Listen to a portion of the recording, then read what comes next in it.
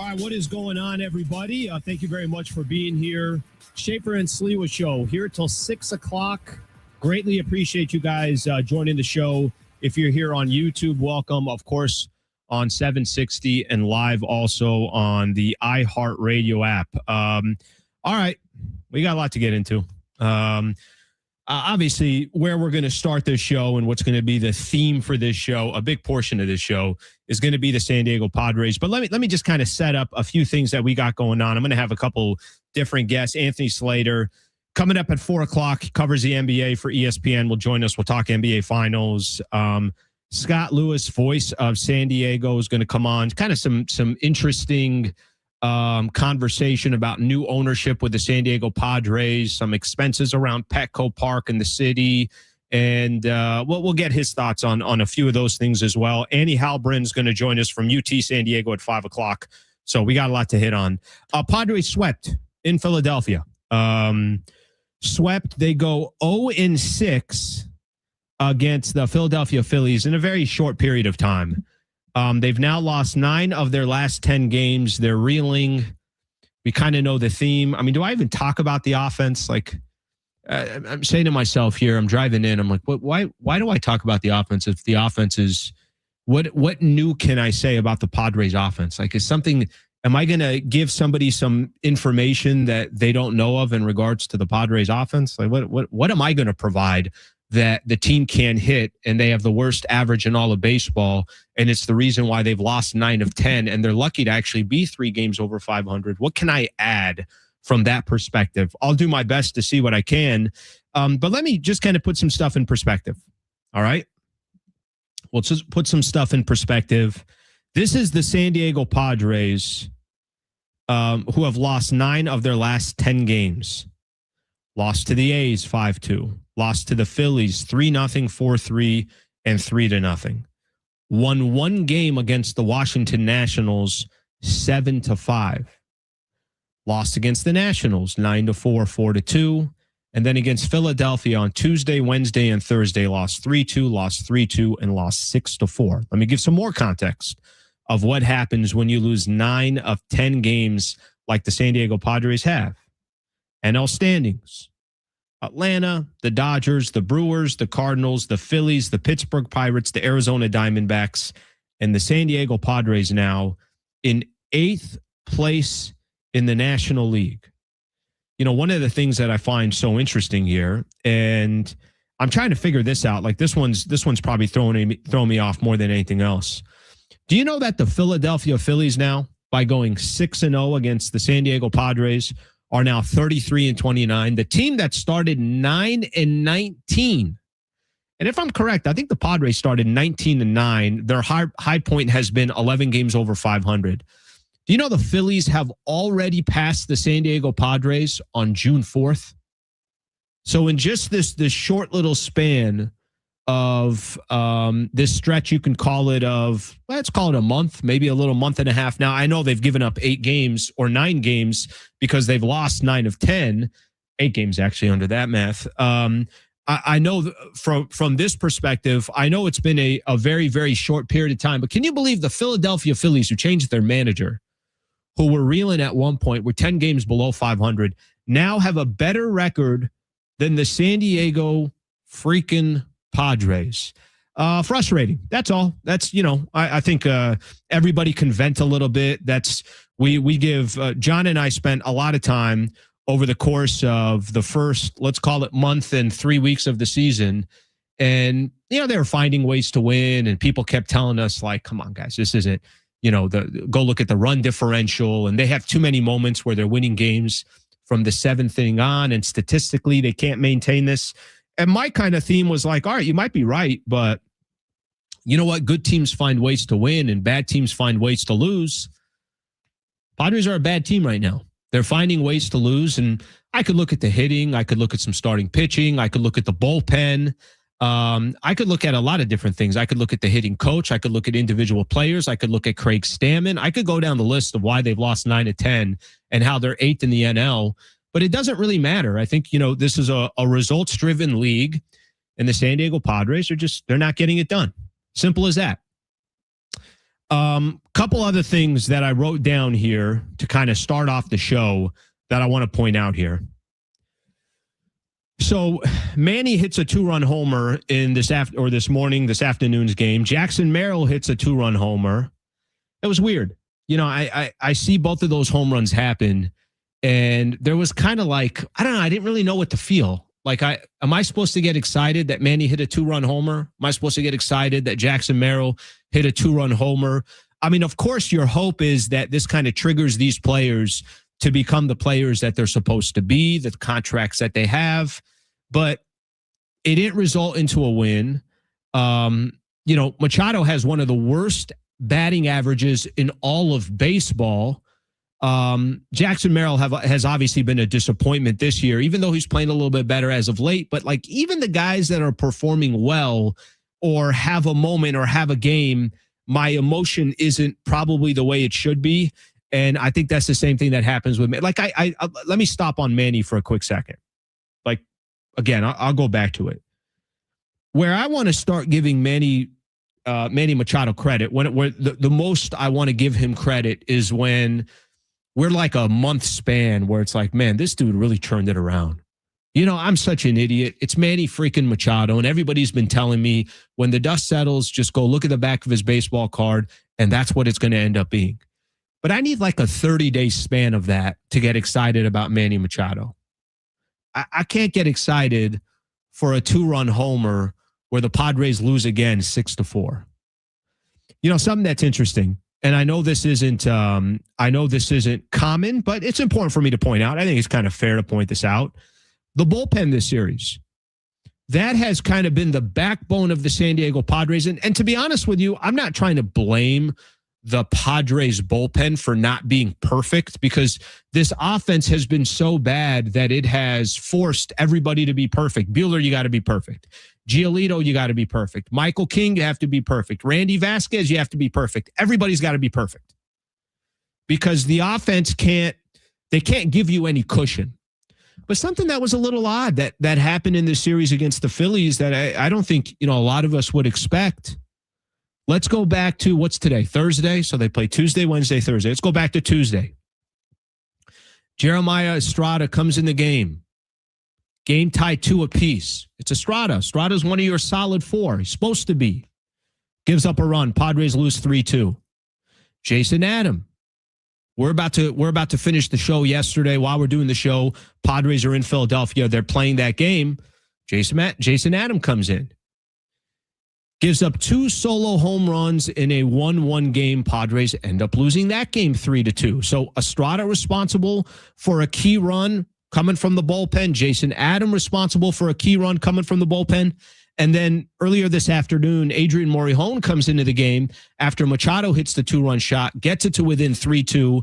And it's not, I mean, let's just put it this way. It wasn't Adrian Morejon that we're accustomed to. He gives up a run, 4-2, ends up being 6-2. And then Jackson Merrill hits a 2-run homer to make it 6-4. And that was it. So even the bullpen, the strength of the San Diego Padres, I still think this all kind of ties back to the same thing, right? I still think at the end of the day, it's like if, I don't know. I don't even know if I have the good example. The foundational issues for the San Diego Padres is they don't have an offense, that they don't have bats.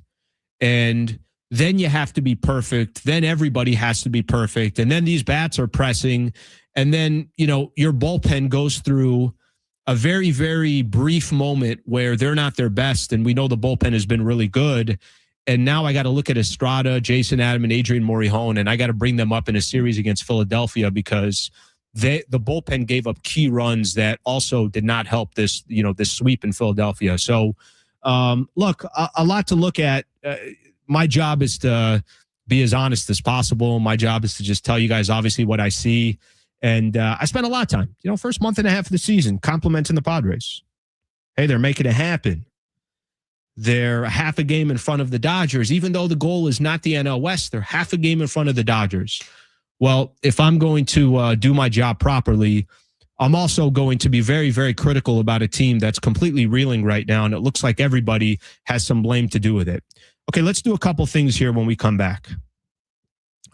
Phone number is 877-767-4760.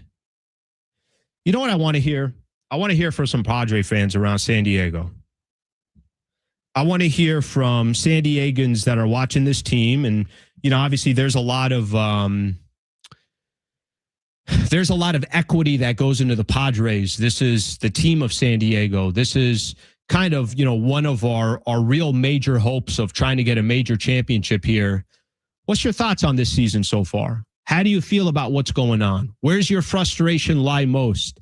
And, one thing I'll challenge San Diego with, a little bit of my background, in the LA market for a number of years, and I am a San Diegan, but I like taking phone calls. And especially right now, John's not here, so it gives me an opportunity to interact with Padre fans more.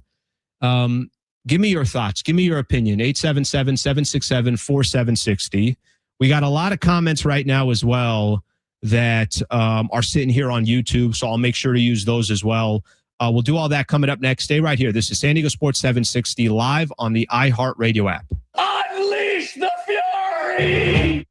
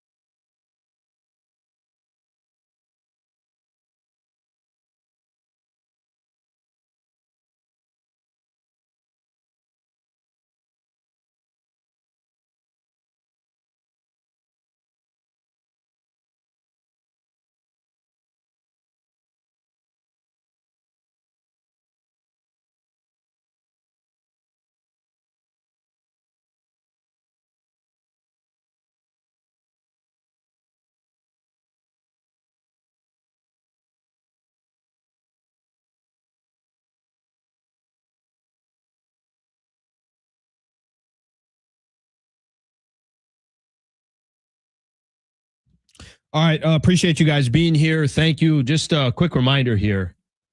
3 to 6 p.m. Schaefer and Sliwa show. San Diego Sports 760. You can listen on the iHeartRadio app. You can watch and listen on YouTube. Just search Schaefer and Sliwa on San Diego Sports 760 on YouTube.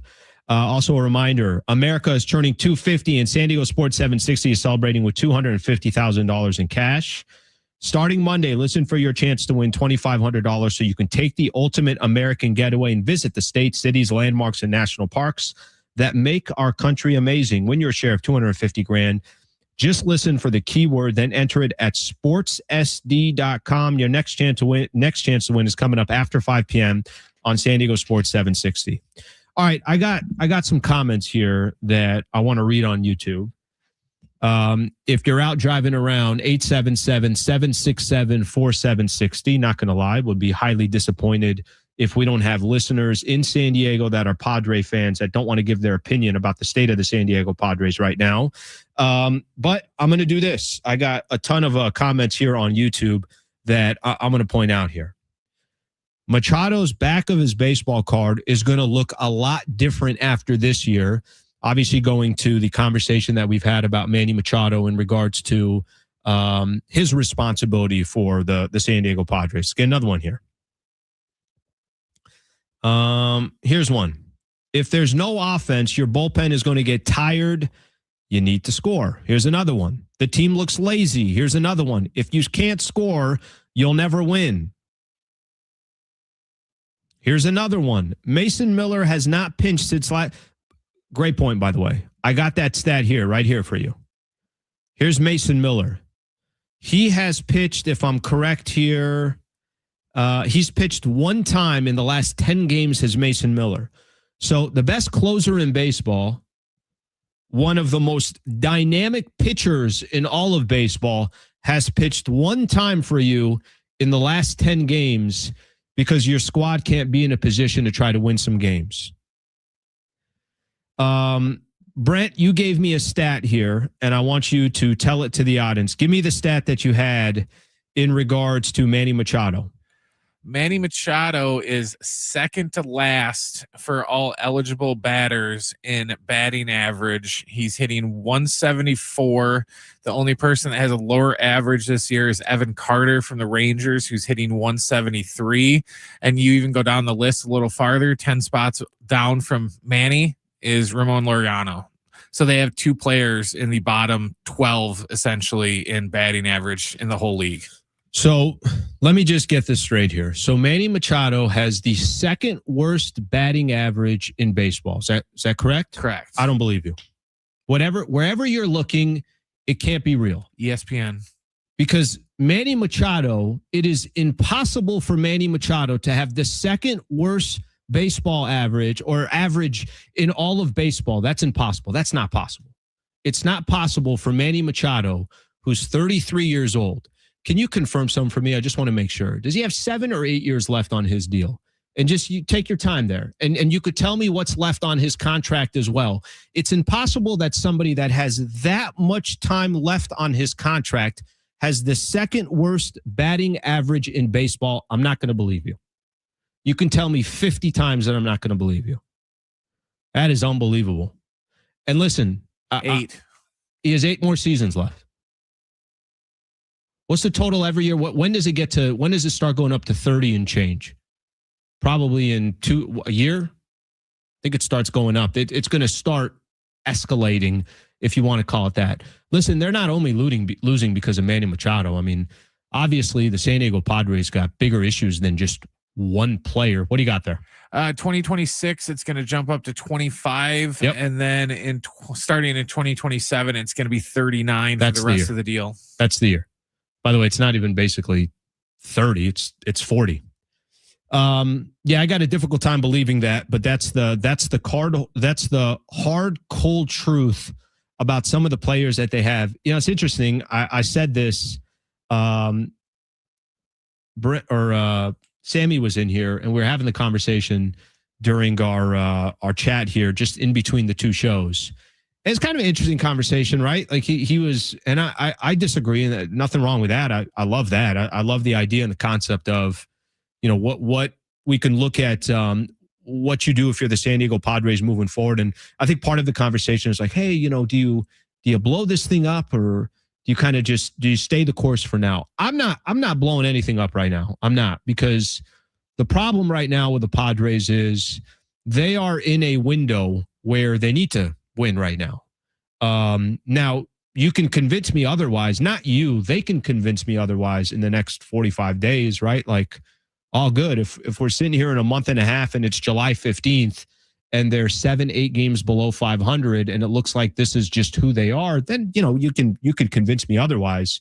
But I'm not doing that yet, because you just can't. Like, they're in a win now mode, and if they can't win now, that just causes a lot of fear of what the rest of the future is going to be for the Padres. So, clearly very frustrating of where they're sitting. I saw this today as well. I don't know how much you guys follow FanGraphs. I never really used to follow FanGraphs, and Schaefer is the one that's got me into it. And I'm looking at the playoff odds, and you look at the Padres now. I'm going to give you guys all their odds. Actually, no, let's do this. We got to go to a break. When we come back, I want to give you where the playoff odds are now for the San Diego Padres. Playoff odds to win a division, to win a wild card game, to make the playoffs. I'm going to give you all that because I think that's interesting. And even let's, obviously take the Dodgers out of the mix. So why would we even waste our time with that conversation? What a waste of time to even mention the Dodgers and how much further they are in front of the Padres right now. But the team really that you should be paying attention to is the Arizona Diamondbacks, the St. Louis Cardinals, some of these other teams. If you just stay in the division, it would be Arizona. We come back, I'll give you what the latest playoff odds are. And then Craig Stammen, game didn't end too long ago. We'll play some of his post-game sound as well so he can give his thoughts on the Padres getting swept by the Phillies. They go 0-6. I had some a-hole yesterday hit me up on Twitter. We should play you guys all the time. What am I supposed to respond with? What I got nothing. I get it. He wants to play us every single time. And apparently we want to play the Mariners every single time. Craig Stammen when we come back, and then also the odds as far as FanGraphs go. You're listening to San Diego Sports 760. We're live on the iHeartRadio app. Schaefer out for the week. This is Alan Slewa, part of the Schaefer and Slewa show. Stay right here.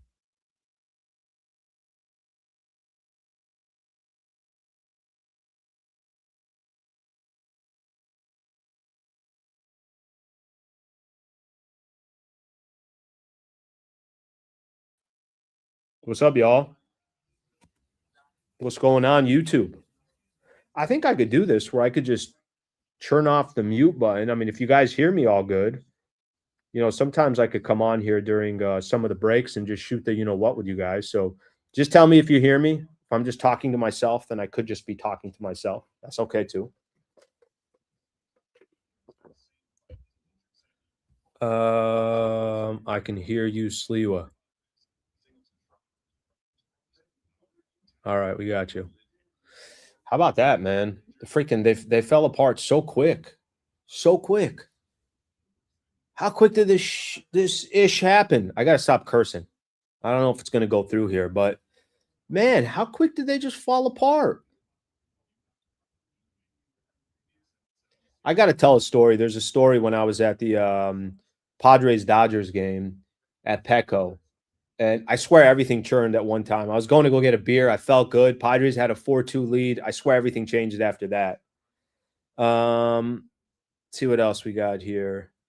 It's on the players, the core guys specifically. Manny, Tatis, Bogey, and Merrill. They got their money, and now they're cruising. Michelle, I am reading that over the air. No question about it. He's only at 206. So they have about 3 players that 30 for lowest batting averages. But I said I looked at their team stats. They're last in Major League Baseball in RBIs. They're last in team batting average, and they're last in OPS plus slug. St. Jude's Children's Research Hospital. So no wonder they're not winning games. I might come back to you for that stat. Okay. I'll turn up the If Brent's talking to me, I'll just turn it up so you guys can hear him. Let's see here. Can't hear anything. Soccer. Say that one more time. I said we got fair again today, and Okay. today's the last day for the soccer match. I'll promote soccer right now. All right, y'all. I Got- sprinkle the soccer throughout the whole show. Just Okay. it's the last day we have them, so this will be the last pair of tickets we give away all week. So. We got Craig Stammen coming up. Oh, for the love of God. Love of Jesus. NBA Finals yesterday, too. And what's happening in sports here? I got no teams left. Only thing I got is San Diego Wave. That's it. Top, by the way, of their of the standings, NWSL. All right, y'all. I'm going to unmute you guys. We'll chat in a little bit. Michelle, definitely reading your comment. That's a great, great comment there. It's a phenomenal comment.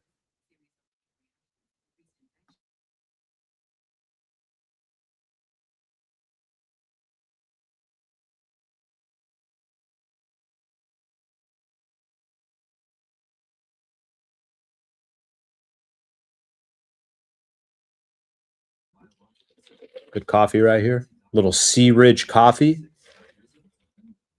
It's good coffee. Across the street from the station.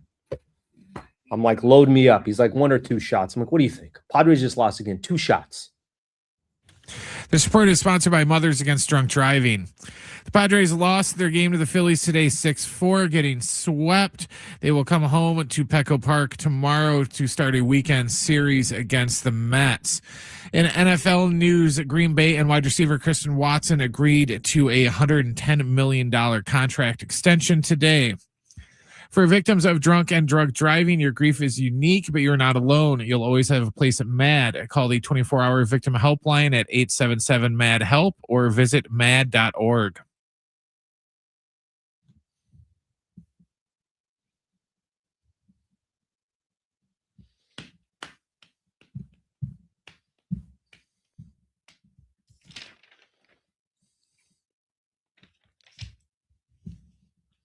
Welcome back to San Diego Sports 760. Schaefer and Sliwa show. We're here till 6 o'clock to let Padre fans let out whatever's on their mind. The phone number is 877-767-4760. We've been doing this all week. We're giving away tickets to Columbia versus Jordan at Snapdragon Stadium. The game's coming up Sunday, June 7th at 4 p.m., so this Sunday. By the way, today will be the last day of the giveaways. So all you guys got to do is listen for that sounder that we play during one of the breaks. That's all on Brent. Brent will determine when that happens. And then make sure, obviously, you call in. You get a chance to win those 2 tickets. If you want to get tickets, sandiegofc.com/countdown to 26. sandiegofc.com/countdown to 26. So something to keep in mind as the show goes on. So I got some comments here on YouTube that I want to read. And this is very similar to kind of our text line that we do, right? Just comments that we think are an opinion and just kind of help with some of the topics for the show. I got this one from Michelle. That's an interesting question. All right. I think it's a fair question. Now, I guarantee you the people that she's referring to, the players she's referring to, probably wouldn't like this, how do I put this? That this could be a conversation or a topic. I think it's interesting. Here's what Michelle says. It's on the players. The core guys specifically. Manny, Tatis, Bogey, and Merrill. They got their money, and now they're cruising. I don't know if it's true. I have no idea if it's true. I hope it's not true. I really hope it's not true. But if you look at their numbers, the only numbers that are impressive right now between Fernando Tatis Jr., Manny Machado, Xander Bogaerts, and Jackson Merrill, there's only one number that's interesting for all 4 of those players. They got paid. Their contracts are good. Their contracts are really, really good. Really good. So I can sit here and, we can have this conversation for as long as we want, but that frustration is going to be there until the bats start making it happen, or obviously the San Diego Padres figure out a way to start winning some games. Okay, we got some sound here from Craig Stammen, and I want to get ready. Actually, real quick, I have a quote from Manny on his struggles from ESPN. I'm trying to find the audio, but I can't find the audio yet. Manny said, quote, "People are frustrated. The fans want us to win games. So do we. We're more than frustrated. We're more than frustrated than anybody. We want to turn things around. Everybody on this ball club is trying to do that. So we're going to keep working, just knowing that we're still in good position, even though we're playing like dog ass. But we'll turn things around. It's a long season. There's still a lot of baseball to be played. This group in here knows it, and all we can do is keep working. Things will change." I'm going to give Manny credit in this, and I'm not giving Manny much credit right now. I respect some of his quotes this season because I don't think he's really hiding around, and you can't hide. Like when you have literally the second worst batting average in all of baseball, there is no hiding. And Manny, if let's say he was killing it, but the team was struggling, maybe that's a little bit of a different conversation. And listen, I got no problem saying that. I respect that Machado is sitting back right now, and every time he's got a mic in front of him, he's not shying away. By the way, that's how it should be, right? And I'll give him credit for that. But obviously, at the end of the day, and I guarantee you, if Manny Machado was sitting right here, he would say the same thing. This is based on results. Nobody's trying to take personal shots at the players. Nobody's taking personal shots at the San Diego Padres. I love this, and I'll tell you what I love about it. I mentioned this yesterday. What I love the most is there are real, legitimate expectations for the San Diego Padres. Padre fan my whole life. I can't sit here and tell you that that's how it's been. I'm sure there's plenty of other people that drive around through San Diego, and maybe they're transplants, and maybe they're Red Sox fans or Yankees fans or blah, blah, blah. You pick whichever team it is. You go through stages where you got no expectations, and then you go through stages where you have expectations. My favorite thing talking about the Padres today, one of my favorite things to do is people care that they genuinely have like this. What do you mean you've lost 9 of 10? What do you mean you're in, a position where you might not make the postseason if it's super early, but you guys know what I'm talking about. There's expectations. They've won four of the last 6 years. They've made it to the postseason. And that's not a stretch, whether, you think this is, well, how could that be the bar? Well, it is the bar. That is the bar. The four of the last 6 years, they've made it to the postseason. They've never had a stretch where they've had a 4 of 6 year stretch where they made it to the postseason. I like that the expectations are there. I like that the bar is there. I like that the media goes and challenges some of the players and the managers. I like that. That makes me feel like, all right, we got some juice here. That's what you want. The worst thing you could have is no emotion at all. When you have no emotion, that means you know that your team or your squad has absolutely no chance. All right, that's a good quote there, Brent. Are we ready for Stammen? Let's get Craig Stammen in here and take a listen to what his reaction after the Padres got swept by the Philadelphia Phillies and are now 8th place in the NL. And they've lost 9 of their last 10 games. Here's the manager of the San Diego Padres, Craig Stammen.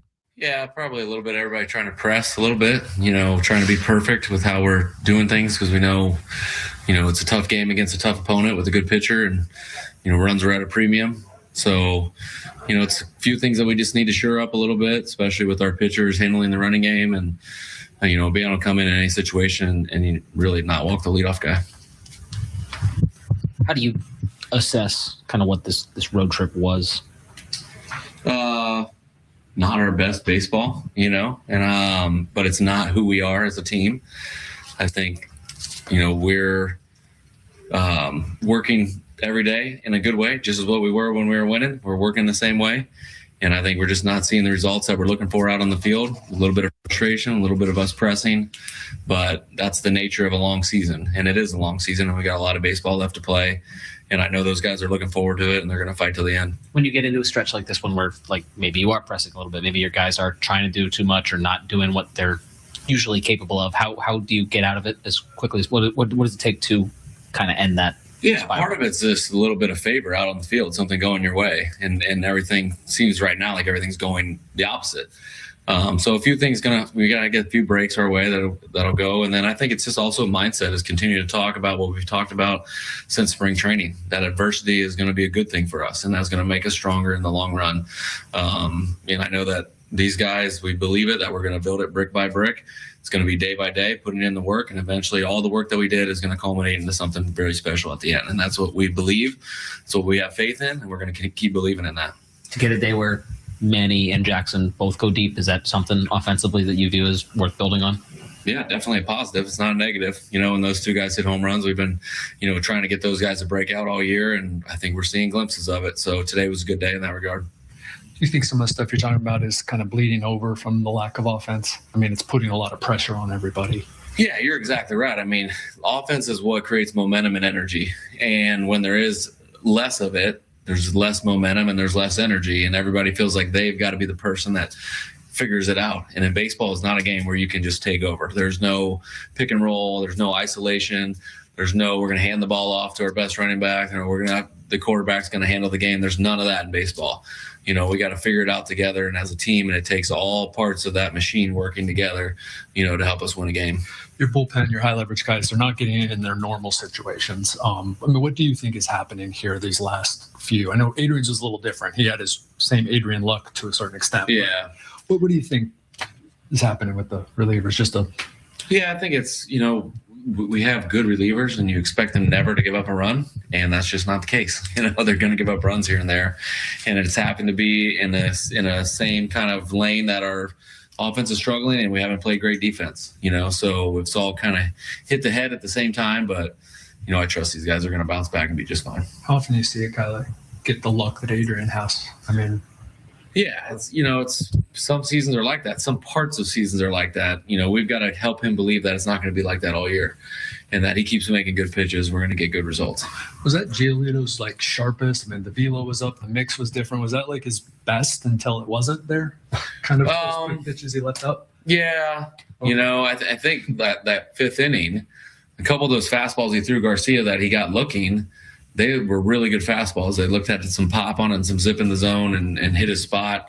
And then he just hung a curveball, and then wasn't able to get Crawford out either. So that's kind of what ended his day. But, there were some positives that we saw from Lucas today.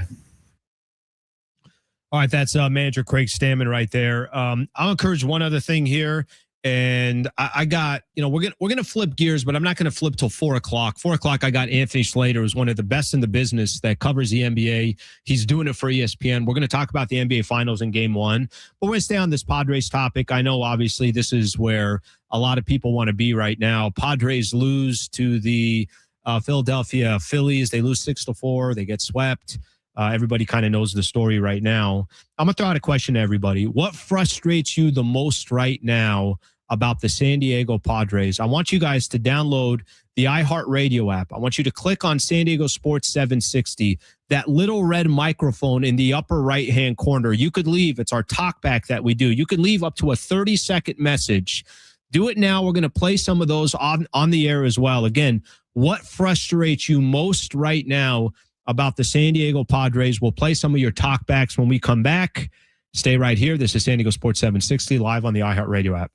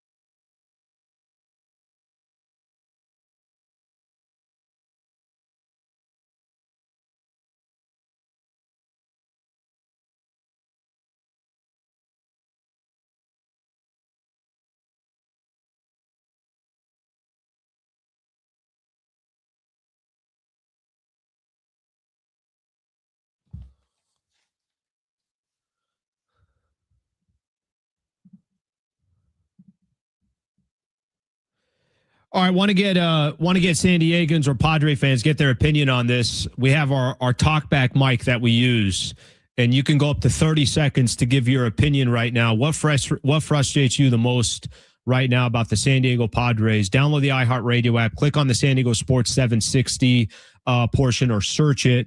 That little red microphone in the upper right-hand corner, you could click on that. You get up to 30 seconds to give your opinion and your thoughts. Brent, why don't we go through one of these? You got one right now? Okay, cue that one up. Hey, Alan, I'm going to weigh in here from Point Loma on the Padres. Man, this is some abysmal baseball. And the problem is, unlike a team that's rebuilding, the Padres are a team that has aspirations to go to the World Series. So when we're spiraling like this, you have to do something. The front office has to do something. I don't know what that nuclear option is, whether it's firing Steven Souza or calling up Salas, but something has to be done here. I mean, right? Otherwise, what are we doing? All right, shout out to Point Loma for being a part of it right there. I appreciate that. Hopefully in a handful of time, we could be talking about a whole complex going up there in Point Loma and a potential 16,000 seat stadium at some point out in that area. And you guys know exactly what I'm referring to. Yeah, I think that, by the way, that's a great talkback. Like that really truly is. I think that's a great way of kind of expressing, like, what do you do when you're in a win mode now? I think, I think the one thing that we have to, there's kind of like steps to this, right? So one step would be, you got to have a good regular season. You got to show that you're a team that's in contention. Then you got to just make the playoffs. And then once you make the playoffs, then the kind of question is can you line something up and you think you got a legitimate chance at a run? Right now, the Padres are in such early mode of just hanging around and making the postseason and putting yourself in a position to even have a conversation about competing for a World Series. But right now, like there's honestly, it's like, I'm going to sound stupid if I say that this team and World Series and put those in the same sentence. Safe to say, right? Not trying to demolish the San Diego Padres. I'm trying to be honest here, right? You go look at the league right now, and the Padres right now have a run differential of -10. -10. Now, listen, there's some other teams that are bad as well. I think the only thing that's kind of kept the Padres in this thing is the NL. Other than the Atlanta Braves, the Los Angeles Dodgers, and the Milwaukee Brewers, no one else is really that good. Now, I can make a case that the Phillies are trying to work their way, but eventually the Philadelphia Phillies, they don't get to play the San Diego Padres. They're going to have to play other teams to make up some ground. They can't just beat up on the San Diego Padres. So, again, I want to be honest here. And can we really say the San Diego Padres and World Series in the same sentence? Don't I look pretty dumb to even have that? I'm not going to do that to you guys. Okay, speaking of which, I mentioned FanGraphs, and my bad, I forgot to go to it. So here's where we are right now on FanGraphs. Right now, the San Diego Padres at 32-29, 7.5 games back of the division. My God, that happened quick. 7.5 games behind the division. All good. I don't think anybody has ever looked at the division as it was realistic. Right now, the San Diego Padres have a 23.2% chance. No, my bad. 23.7% chance of making the playoffs. So about 1 in 4 odds right now to make the postseason.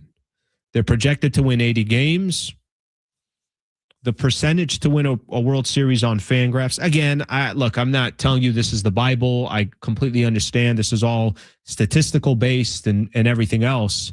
They have a 0.5% chance right now to win a World Series. 0.5% chance. So that gives you an idea what this stretch has been for San Diego, and obviously what some of that means. I'll be optimistic. Let me give you guys some optimism. I got you guys.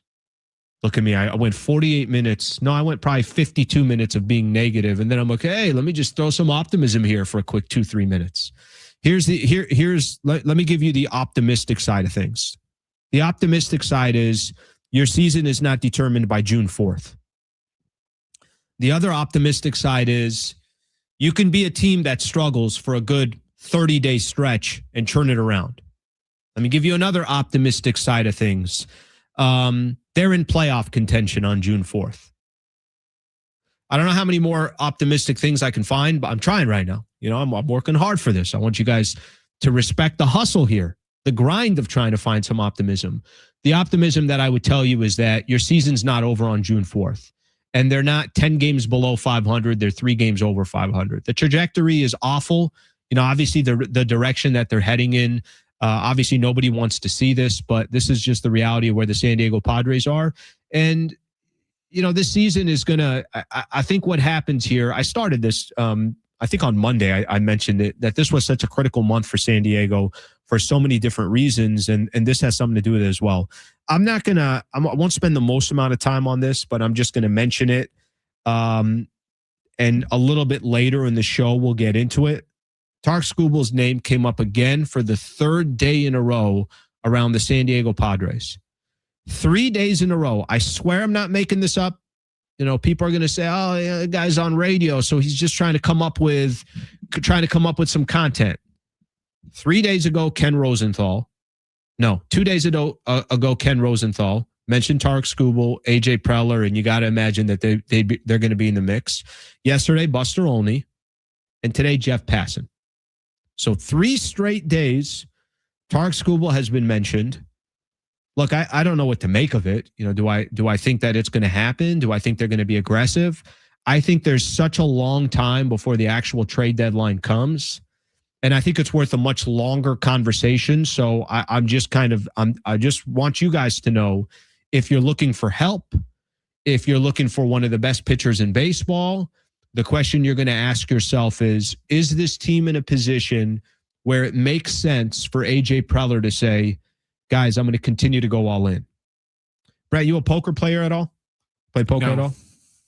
Let's put it this way. You don't have to be a poker player to know that if you have 7-8 offsuit, probably not going to be the best hand, and you got no pairs coming or anything like that. Like usually people they got their chest out when it's like, hey, I'm ace king, or you know what, I got tens to start off here, and we'll see what happens once the flop comes, blah, blah, blah. You know what I'm talking about when I'm referring to that.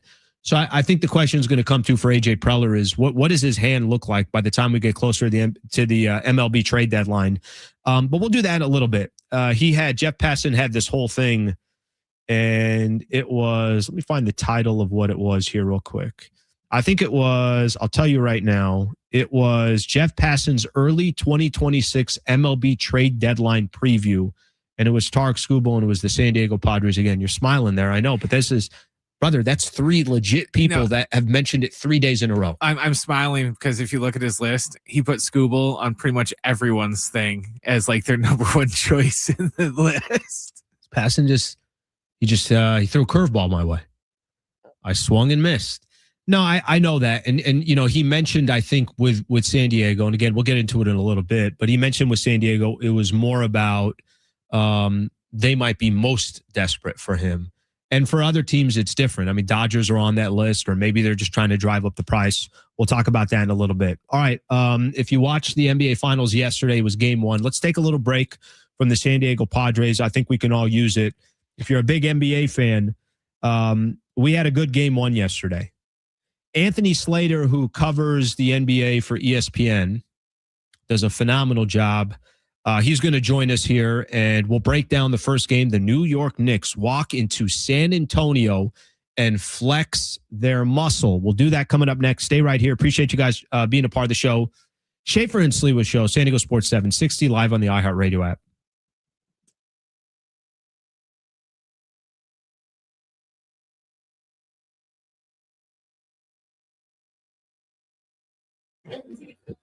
All right, little break here from Padres. All right, little break. We can all take a little breath here, but you guys can still put your thoughts on that Skubal topic or anything else Padres, and I'll try to look at the comments and maybe come back to them a little bit later in the show, kind of sprinkle them in. All right, thank you, appreciate it, guys.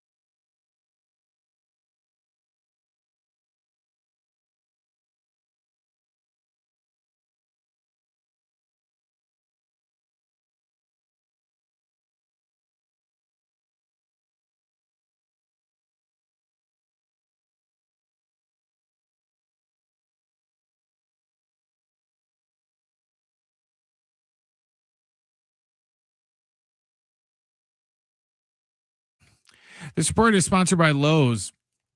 The Padres lost to the Phillies today in Philadelphia 6-4. They got swept in their series. They come home tomorrow night to start a weekend set against the Mets. In NFL news, the Packers and wide receiver Christian Watson agreed to a $110 million contract extension. Yep, he's planning another project. So this Father's Day at Lowe's, tap into the free gifts for dad. Save big at get a free select Craftsman power tool when you buy a select 20-volt battery kit. Valid through 7/14 while supplies last. Selection varies by location. It's Schaefer and Sliwa. Sean Schaefer and San Diego's own Alan Sliwa. You're Schaefer and Sliwa. Welcome into hour number 2, Schaefer and Sliwa Show, San Diego Sports 760, of course, live on the iHeartRadio app. Want to welcome somebody that I've known here for a handful of years, one of the best in the business of covering the NBA. He does it for ESPN. Anthony Slater taking some time to join us here. Anthony, what's going on, brother? How are you? What's up, fellas? How are you?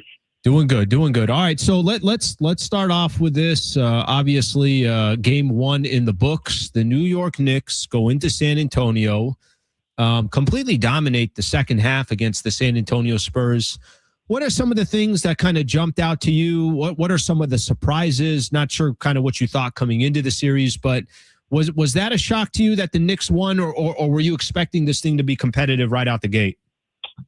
Yeah, I mean, I picked Spurs in 6, but I would say, like, as these playoffs have gone on, I mean, even the last time I remember talking to y'all, it felt like, oh, well, the West Finals is the NBA Finals, right? But it's like the Knicks were so impressive rolling through the East, and that bloodbath that I covered out West, including, games 5, 6, and 7 was such an emotional toll and physical toll on whoever was going to win. It ended up being the Spurs. I mean, I was there the night they clinched. I mean, Wemby's crying on the court. Like that was like an NBA championship level celebration and like emotional, outburst. And then as Wemby even talked about it prior to game 1, like they had to kind of come down from that. So I always thought they were going to be like relatively vulnerable in game 1. But I also will say that when Jalen Brunson's knee gets tweaked and he goes to the locker room and then his ankle gets stepped on and the Spurs go up. What were the Spurs up at most? Like 14. 12 or something? Like 14. 14. Mm-hmm. Like I was at that point thinking like, man, this might be a quick series. Like I definitely had those thoughts, for the Spurs. I had those thoughts at various points of like the first half, early third quarter. But to answer your question, like Towns probably impressed me most of anything yesterday. The way he aggressively played. I was watching it with somebody who was a Thunder fan and was like upset that the Thunder's bigs didn't do what Towns did, right? Go at Wemby, like attack his chest. Maybe you'll get your shot blocked, but force him to block your shot. Try to get him in foul trouble. Like there was a lack of aggression from the Thunder's bigs going at him that I think Wemby probably was surprised by. And again, like, would you say Towns outplayed Wembanyama in game 1? I probably would. Yeah, it's interesting. By the way, the conversation of, you said you got a fan that's a buddy that's a Thunder fan, and he's watching Chet in game 7, where obviously just kind of completely gave up on anything offensively, only takes 2 shots in that game, and you see what Karl-Anthony Towns was doing. Anthony Slater joining us here on the Schaefer and Sliwa Show, covers the NBA for ESPN. I could go a bunch of different angles here, and I could look at Wemby. I'll focus on the Spurs here for a quick second. I could look at Wemby and say, he went 6 of 21. What's Wemby doing? But Anthony, I don't know if you agree with this. I get it. We want to put all this on Wemby's back, and you want to say that, this is one of the more unique players we've ever seen in the NBA, and he's got to have monster games. I don't think I look at the series that way when it comes to the San Antonio Spurs. I think the recipe for San Antonio is Wemby dominates the defensive side like he does. But I think for them to win this series, and I think it's a kind of dangerous territory for them for losing that first game, I look at De'Aaron Fox, I look at Devin Vassell, I look at Castle, I look at Dylan Harper, kind of go down the list of all their role players.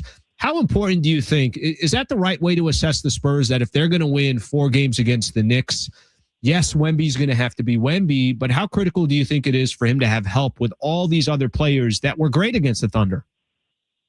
Yeah, I mean, that's the NBA playoffs at this level, particularly we don't conference finals, NBA finals, is you need a superstar to be a superstar, but you also need, 3 to 4 role players to pop on any given game to win that game. And, you know, you mentioned Fox being, you know, and we're both talking about him as a role player. I mean, what's he making this year? Like $50 million? So, you know, he signed the 4 or 5 year, like 209 or something like that. And look, we all understand the pecking order doesn't necessarily line up with the current salary structure in San Antonio, right? I mean, like Castle, Wemby and Harper are probably combined not even making as much as Fox is, but you need more from Fox. What did he finish shooting? I don't know if he has a box score. Maybe 3 of 12. I think something like that. I'll double check it, but it wasn't good. Yeah, those I mean, you know, it was something like that. And those 9 misses felt monumental with it. You know, they were always like wide open threes, like Fox from the corner, and it just felt like, oh, this could be a backbreaker, and he would miss. Like it felt like there was a lot of weight to his misses. Yeah, I mean, to what you're saying, they need a better Wemby. I think they need a less fatigued-looking Wembanyama. I think that was a problem. But also they need Fox to not, you know, shoot so poorly. Probably, you know, Castle to play defense at critical times, better on Brunson. I thought Harper was really good. I know there's a lot of talk right now about just seeing more of him. Who's only in the 8-minute range, something like that. Could you just play him over Fox more? Should you? He's a 20-year-old rookie, but every time he's on the floor lately, it just looks awesome. And then, yeah, Vassell hit some more threes. Although, look, they got a great game out of Champagny, right? I mean, I don't know how many threes he hit, but, you know, it's not like they got nothing from their old guys. So Champagny ended up with 5 threes, I think, all in the first half. So Knicks made their adjustments, you know, obviously in the second half. I think Spurs only scored 21 in the third and 19 in the fourth. So defensively, it was a lot different. I'm going to stay with De'Aaron Fox for a quick second. You know, you spent a lot of time covering the Warriors. I spent a lot of time covering the Lakers. So we used to see De'Aaron Fox when he was in Sacramento all the time. I thought when they traded for him, I thought it was just going to be the perfect fit. And I'm with you. I love that you mentioned Fox's name before anybody else from the role player perspective, just because this is kind of why De'Aaron Fox is there. This is supposed to be the second best player on this team. Maybe even at times it's like, hey, give the ball to De'Aaron Fox and get out of the way. He's been so disappointing. I saw a tweet earlier today. Evan Sidery put this up. He says, De'Aaron Fox 4-year, $228 million extension kicks in next month for the Spurs. He makes 51, 55, 59, and 63 million over the next 4 years. I just think De'Aaron Fox is going to be such a critical part of this series. And if he's not De'Aaron Fox, I worry a little bit about the Spurs. Yeah, you know, you mentioned kind of the history covering like California NBA. I was around I live in the Sacramento area. I was around the Kings of Thunder in that like Beam team year, which Mike Brown is the coach, which is you got a lot of grumbling. Yeah, you got a lot of grumbling in Sacramento this week about the fact that it's Mike Brown against De'Aaron Fox in the NBA Finals. But that is another story about a different, you know, woe-begone franchise. But to that point, I watched and was in the arena a ton that season for Fox, and that was Fox's best season. Wins Clutch Player of the Year, was an All-Star. They play a 7-round first game series, pretty like, you know, legendary first round series, at least in Northern California, against the Warriors. Curry has 50 in Game 7, but Fox went toe to toe with him in that series, and he was great late. The Warriors, just like, you know, organization, everybody you talked to afterwards came out so impressed with what he did in his first taste in the playoffs. And really the Warriors won that series because Fox like broke his pinky or one of his fingers late in the series, and it kind of affected him. But to that point, like when I watch him now, to me, he looks a little slower. Like he's still got some quick burst at times. I'm not calling him a slow player, but like to me, the burst he had during that like prime Sacramento area has gone a little bit.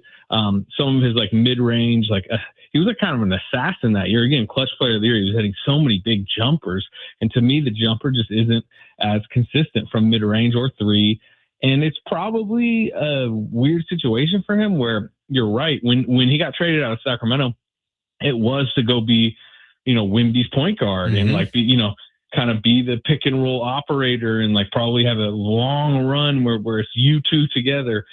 But guess what's happened under him in the year since? And this wasn't necessarily planned. I mean, the Spurs get Castle for sure fourth, but you know, Castle's kind of your prototypical shooting guard. Like to me, if it was Fox, Castle, and Wemby, that would make sense for Fox, but they lucked into the second pick last year out of nowhere, really.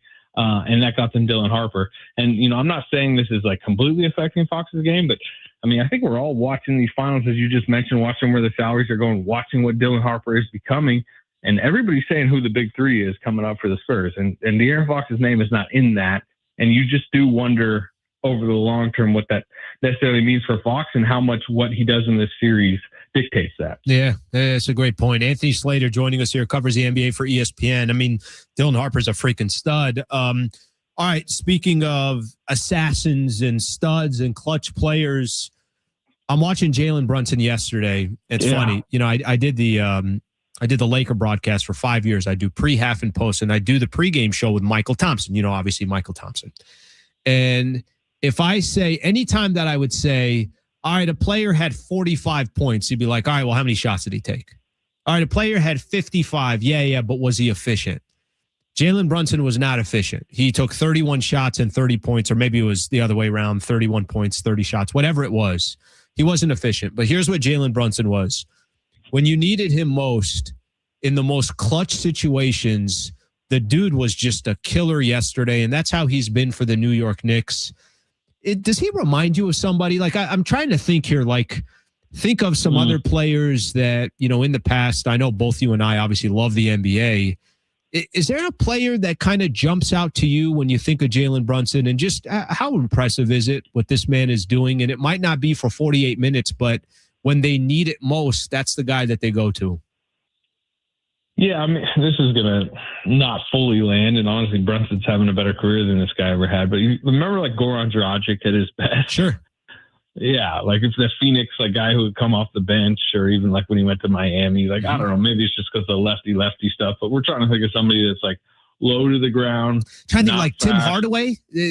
Anything there? Or Tim Hardaway shot deep, like, you know, he was to me more like deep three. At least that's how I remember him, like a deep three type guy. Dragic, it's like, you know, the spin backs in the lane and the floaters and the up and unders. Yeah.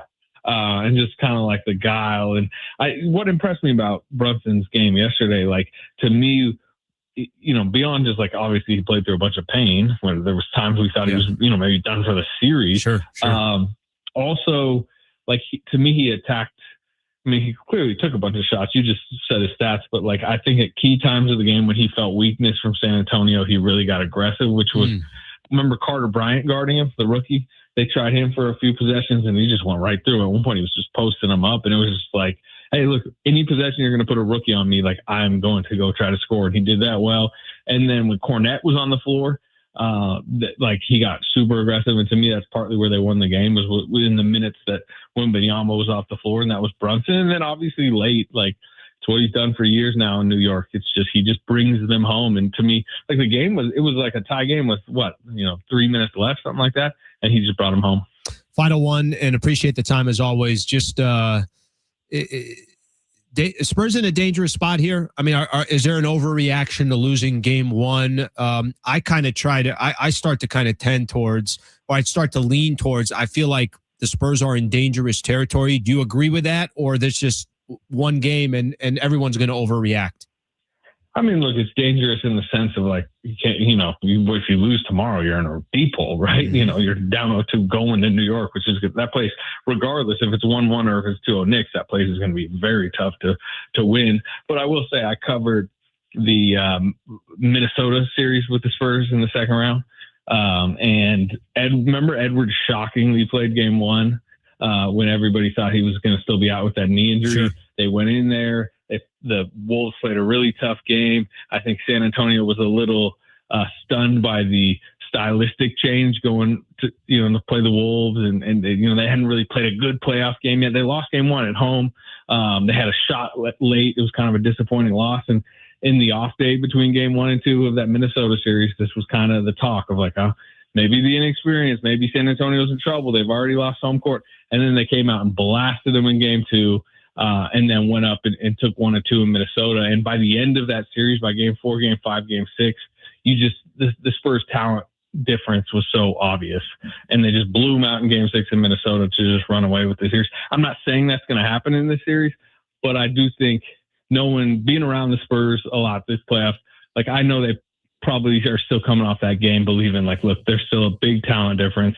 They can certainly go on the road and win a game. We just saw them win a game 7 in Oklahoma City. Sure. So Again, to answer your question, sure, it's danger territory. You can't go down 2-0, but I don't think that they're in a panic mode because they think this is a bad matchup for them. Great stuff, brother. Appreciate you coming on the show. Obviously, your insight, phenomenal around the NBA, and thank you for your time.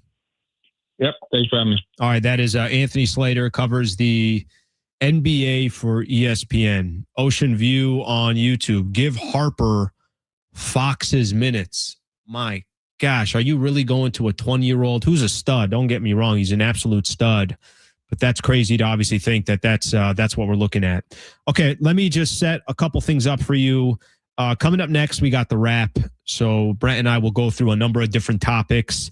Coming up at 4:30, Scott Lewis is going to join the show, part of the Voice of San Diego. Kind of interesting conversation about how much new ownership, their responsibility around some of the costs around Petco Park and things along those lines. So let's ask him. We'll have an interesting conversation there. Obviously, we're looking forward to new ownership coming in. 5 o'clock, Annie Heilbrunn's going to join us from the Union Tribune, UT San Diego. She'll join us, and she'll kind of sit here and sit in this pool of water around the San Diego Padres where we're all kind of moping here. So we'll do all that. Stay right here. Appreciate you guys being a part of the show. I'm Alan Sliwa, Schaefer and Sliwa, San Diego Sports 760, live on the iHeartRadio app.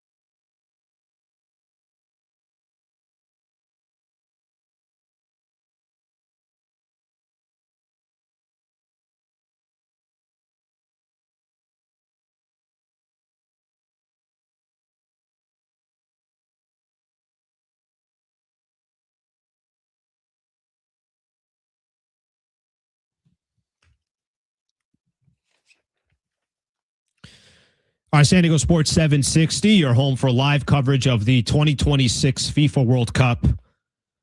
Get daily match updates from the opening match, June 11th, to the final on July 1st.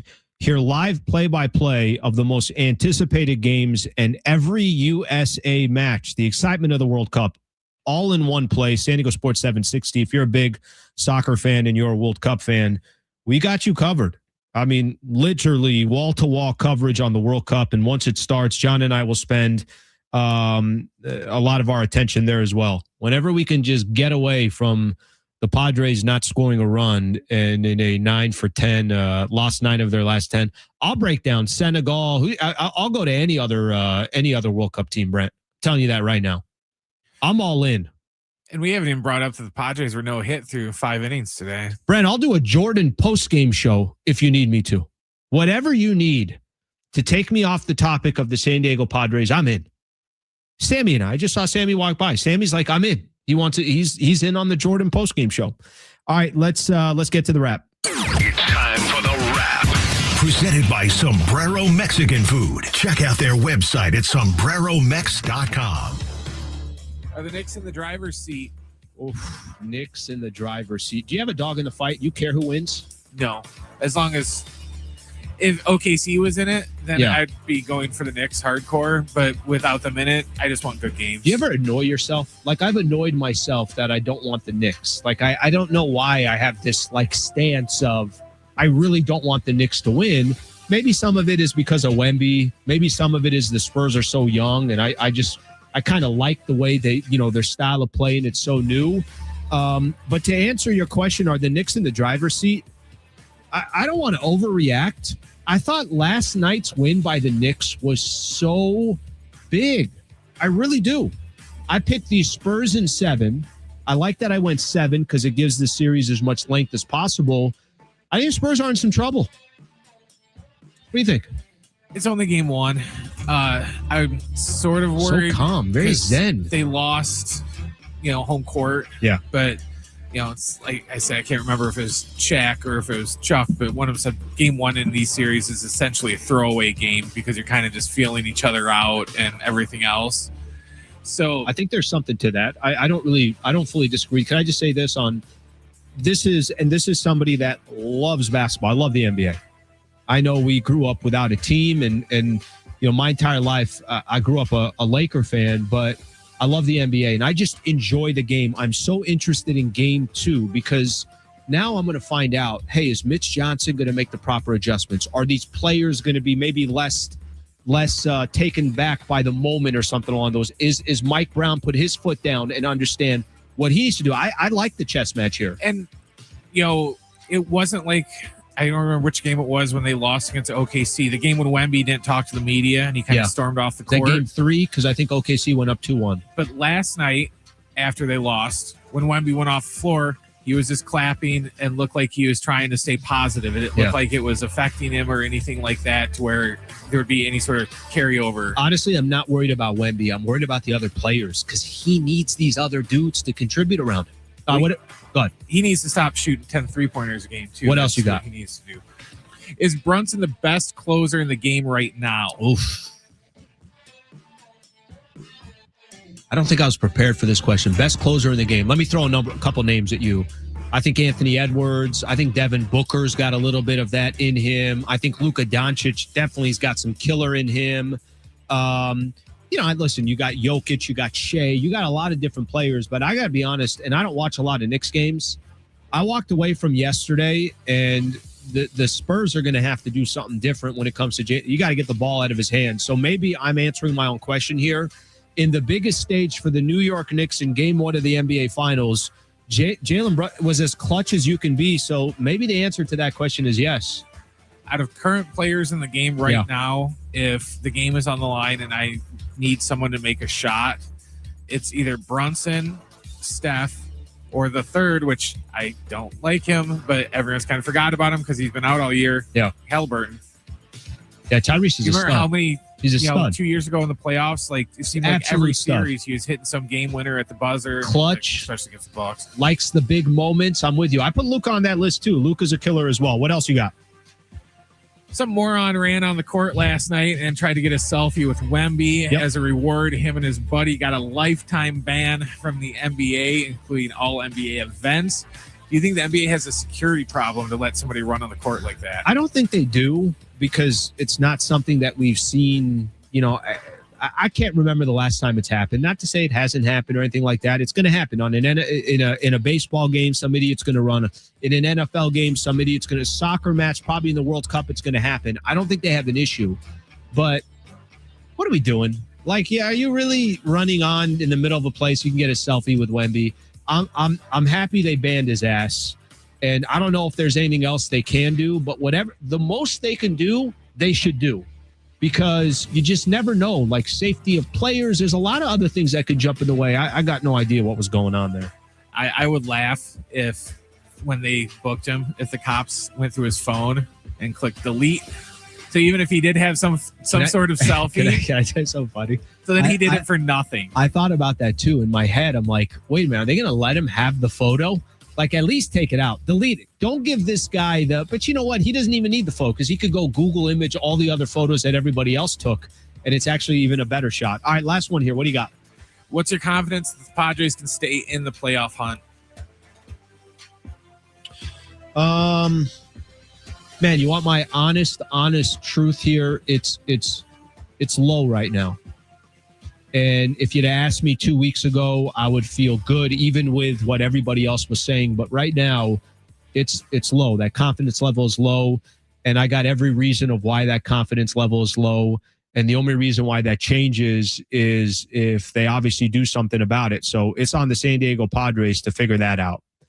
All right. Good stuff there. Coming up next, I'm going to welcome in Scott Lewis, part of Voice of San Diego. And, some good articles right now. There's a San Diego council member calls on new Padres owners to reset relationship with the city after their $3.9 billion sale. We'll get some more information on it. What exactly is going on? What exactly is the San Diego City and a specific council member asking for from the San Diego Padres? What's fair? What's not fair? We'll do all that. Don't worry. If you're out driving around right now, or you're listening on the iHeartRadio app, or you're on YouTube, however you're consuming this, we got a lot of San Diego Padres conversation that we're going to continue to have throughout the show. We got some great talkbacks that we're going to play as well. Stay right here. This is San Diego Sports 760 live on the iHeartRadio app.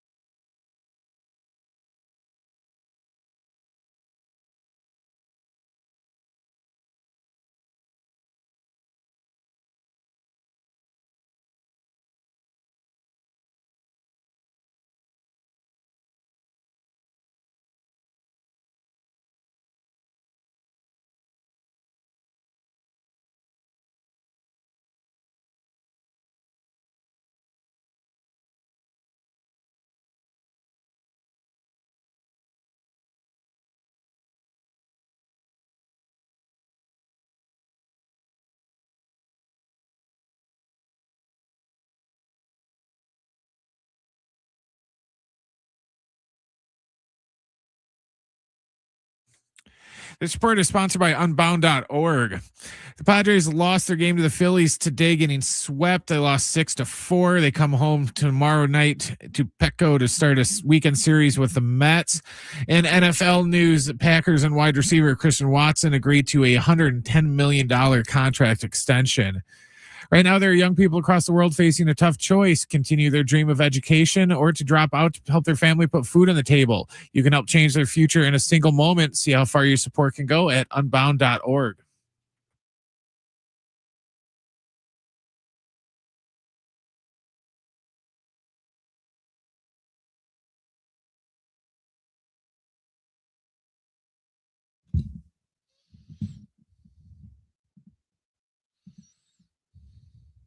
All right, welcome back to San Diego Sports 760.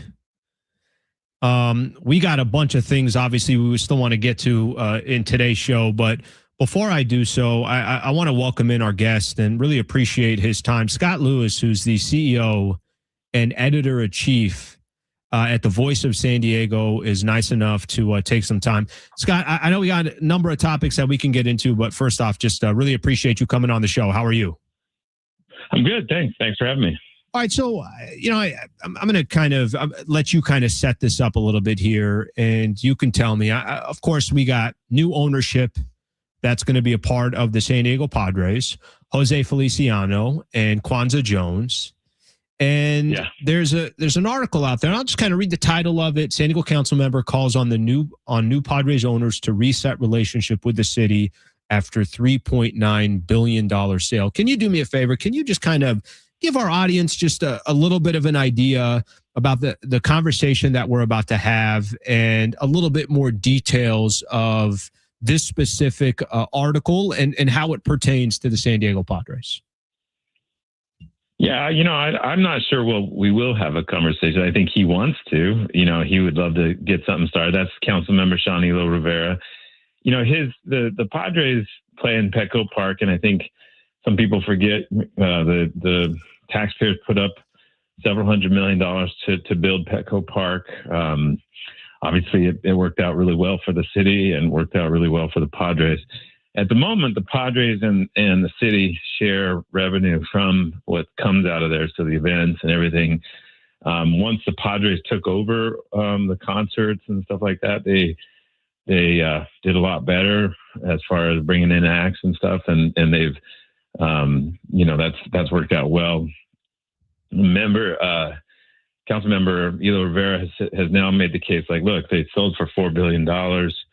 Maybe we should reset the terms a little bit, and the city should stop having to pay so much, because it does support a little bit of the security costs outside the venue at a little bit. Sort of not proportional rate with the Padres. Now, it's the city, and this is part of the city, and so maybe you could make the case that that's a worthwhile investment of city resources. But that's the thing. He's basically looking around the city, saying like, "Hey, where can we get some money? Where can we? Who's really benefiting off of San Diego, and are they really doing their part?" And he's trying to make the case the Padres aren't doing their part. You might suspect the Padres disagree, and they certainly do. So they push back a little bit. What's a good balance? Like, what's a good partnership? I think, what I'm sure you would like to see for San Diego, what I'd like to see for San Diego is everybody kind of working together and finding what would be a good balance. Is there something specific you think that new ownership comes in and it's the San Diego Padres? I don't know how crazy I feel about somebody saying, well, they bought it for $3.9 billion, so they should take over this and take over that. I'd like to see more of a case of why this and why that. But what's a good balance, you think, between the relationship with the Padres, new ownership coming in, and any of these expenses that we're talking about from the city? What do you think would be a good middle ground if there is one? Well, I think what's clear is a few people are going to be multiples more wealthy than they are now by a lot.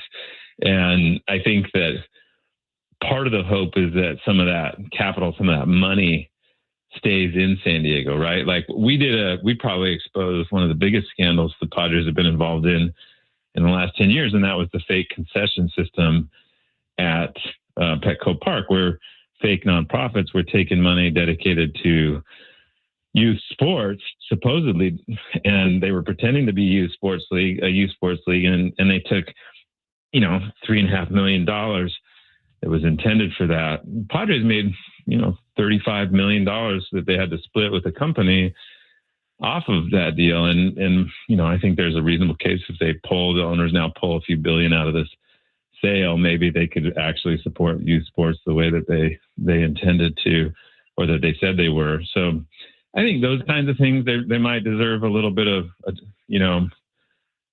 accountability on and balance on. I think they make a pretty compelling case that were it not for the Padres and the excellence that they've pursued and the success they've had and how great Petco is, downtown would be in even worse shape than it is. And so they probably make a pretty good case that they're doing their part, and that the city, in fact, with the homeless crisis and some of the security situations, isn't doing their part at all. So it's a tough fight. Again, I think that Sean Elo-Rivera wants to start it. I'm not sure whether the mayor and his council colleagues have the appetite for it, though.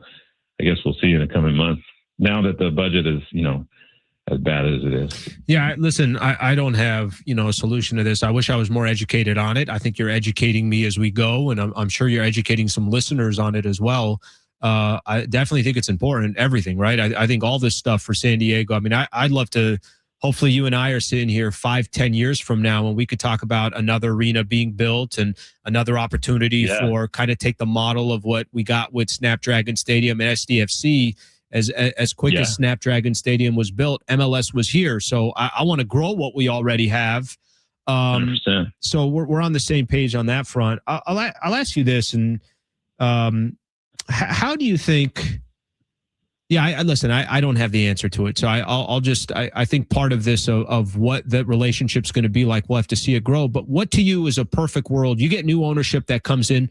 What's the first thing that you want to see from new ownership? Take the baseball stuff away. Take this trade deadline and spending money here and everything else. We know how big the Padres are to this community.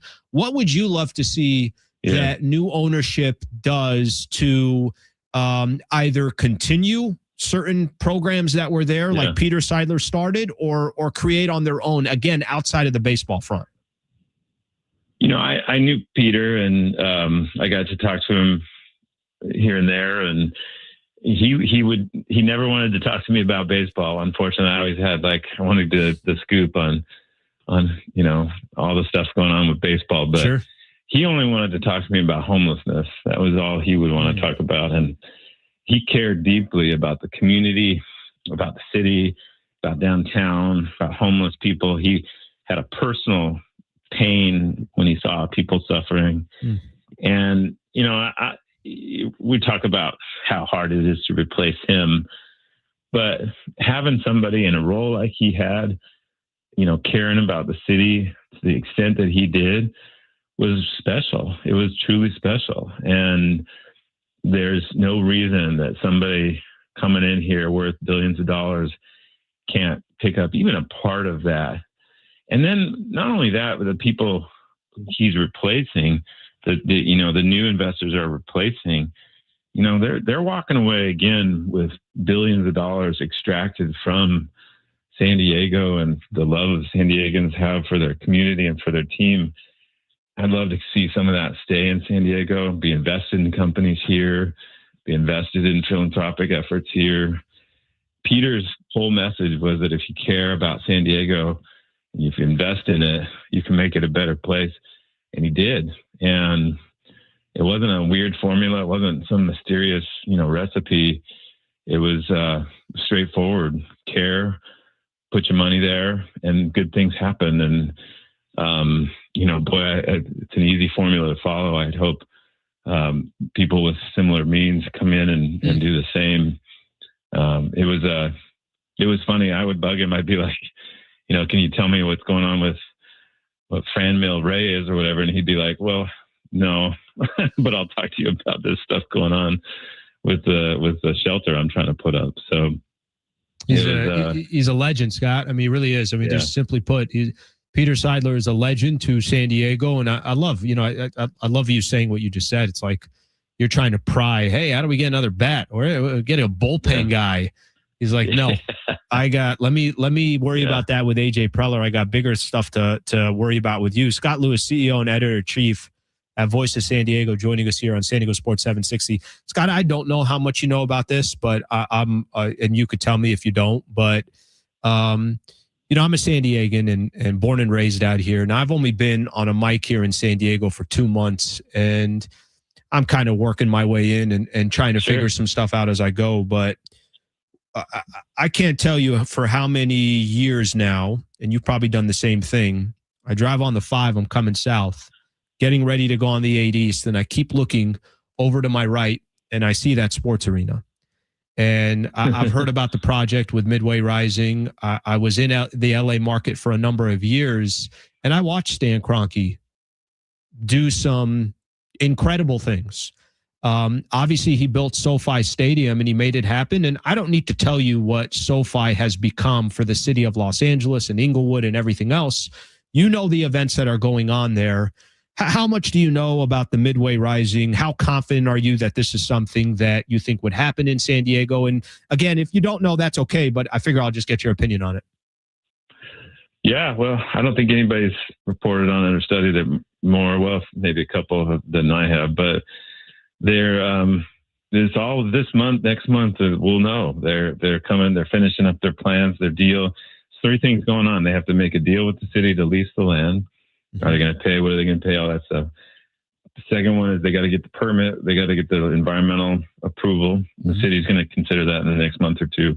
And then the third thing is they're trying to do this kind of complex infrastructure financing district for the area.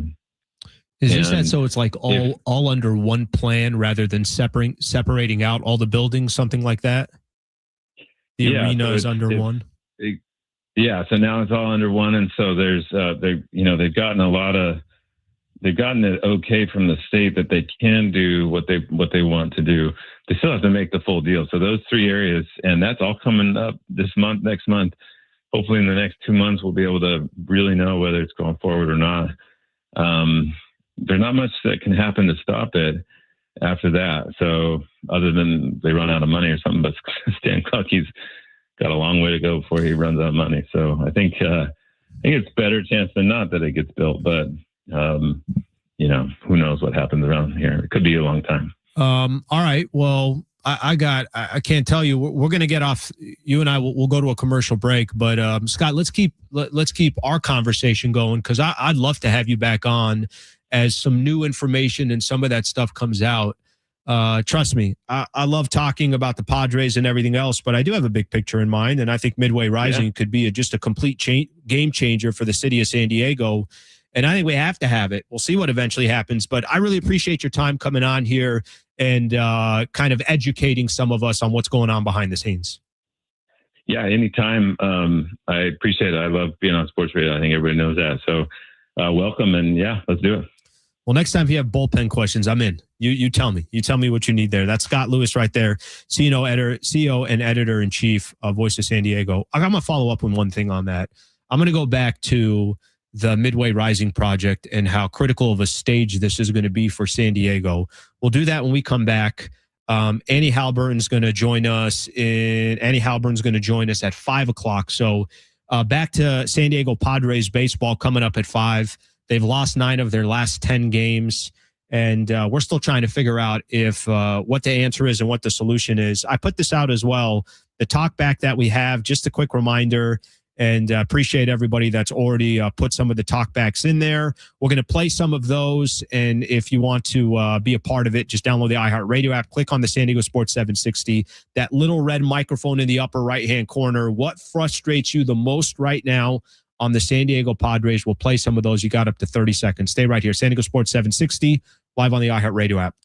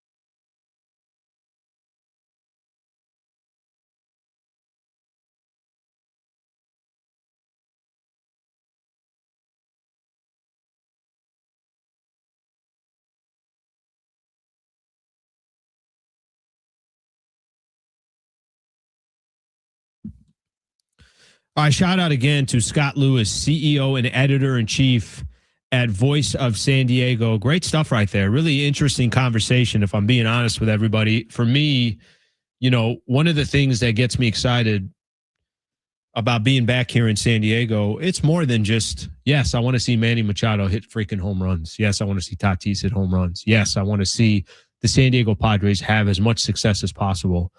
But one of the other things that's most important to me is we are too desirable of a city, too good of a city, too big of a city, too beautiful of a city to have one professional of the top 4 here in San Diego. I don't need to remind San Diegans. I know they already know that. And that conversation that we were just having towards the end there about the Midway Rising project, I'm learning as much as I possibly can about that project. A couple weeks ago, maybe 3 weeks ago or so, I set up a meeting with some folks down at the city of San Diego, more just public relations and stuff like that. Like, just educate me. Explain to me what is going on. Like, where are we on all this? I mentioned this yesterday, and I'll continue to mention this. For the city of San Diego, listen, if you want an NHL team here or an NBA team here, I don't know what the hell is going to happen, okay? I'm speaking obviously out of my ass, but I will tell you this. There is a path for one of those things to happen. Maybe it never happens, but there is a path. One of those paths is you have to have a stadium, period, point blank. And if the Midway Rising project gets approved and it goes through these 3 hurdles that Scott Lewis was just talking about there, and you have Stan Kroenke behind it, you cannot tell me that either an NBA or an NHL team is not going to say, wait a minute, what's happening down in SD? Wait, they're building what? A 16,000-seat stadium? Wait, what? They have one of the top professional teams there? Wait, what? The San Diego Chargers, who was the absolute foundation of this city, a selfish owner decided to leave and go to Los Angeles and not even get his stadium? What do you mean there's only one pro team there and Stan Kroenke is involved in some project where they're going to build a 16,000-seat stadium? Do you know how quick MLS came here the moment Snapdragon was built? Once that the plans were there, San Diego State, give them all the credit in the world. All the credit in the world. Putting together what they have there in Mission Valley. That's sacred ground to San Diegans. Mission Valley is sacred ground because at one point, Jack Murphy Stadium was there, Qualcomm Stadium was there, and it housed the San Diego Padres and the San Diego Chargers, 2 treasures of San Diego. And you had a selfish, if I can use different words, I'd use it, Brent. I can't use them. But if I had different words, you had a selfish owner that decided to pick up and leave and go to Los Angeles, and he left us with one pro team. All right. Try to figure it out. Try to rebuild. You built Snapdragon. It's a phenomenal facility out there in Mission Valley. It houses San Diego State football. You got the San Diego Wave there, and you got SDFC. That's the best you could have done with that property under the circumstances. But you also got something in a very, very, very, very critical location in SD that can be transformed. I'll tell you a quick story here. Brent, I swear on my life I'm not making this up, okay? Yesterday, I did a little reaction. I got an NBA, podcast that I do, and I reacted to game 1. And I'm driving, and I'm working my way back east down to East County. I'm driving on the 5. I exit on Rosecrans, and I just kind of drove around that sports arena area. What am I missing here? Like, what am I missing? If the opportunity is there to build, yes, you're going to build housing. Yes, there's going to be a billionaire that obviously is looking for an opportunity. That's just how business works. You can have Kroenke do something so critical to San Diego and something similar that he did in Los Angeles. Man, I pray that we get an opportunity to build that stadium and build that project at Midway Rising. So then maybe one day we're sitting here and it's not Seattle that gets the Kraken. It's not Vegas that gets the Knights. It's not the NBA looking to expand and they say, all right, we're going to go to Seattle and we'll go to Las Vegas. We need San Diego to be in the mix. When we come back, we got one of the best in the business that covers Padres baseball. Really, really looking forward to having Annie Heilbrunn join us, part of UT San Diego. She's going to break down what's wrong with the San Diego Padres. Thank you for being here. I'm Alan Sliwa. This is San Diego Sports 760 live on the iHeartRadio app.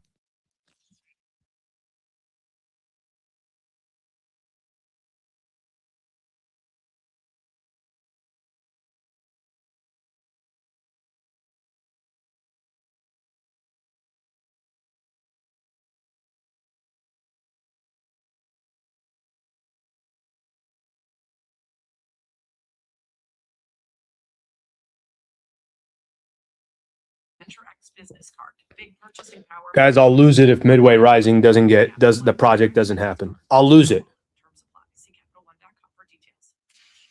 I will lose it. I know they got hurdles, but man, that's so critical for San Diego. So critical. It could be such a.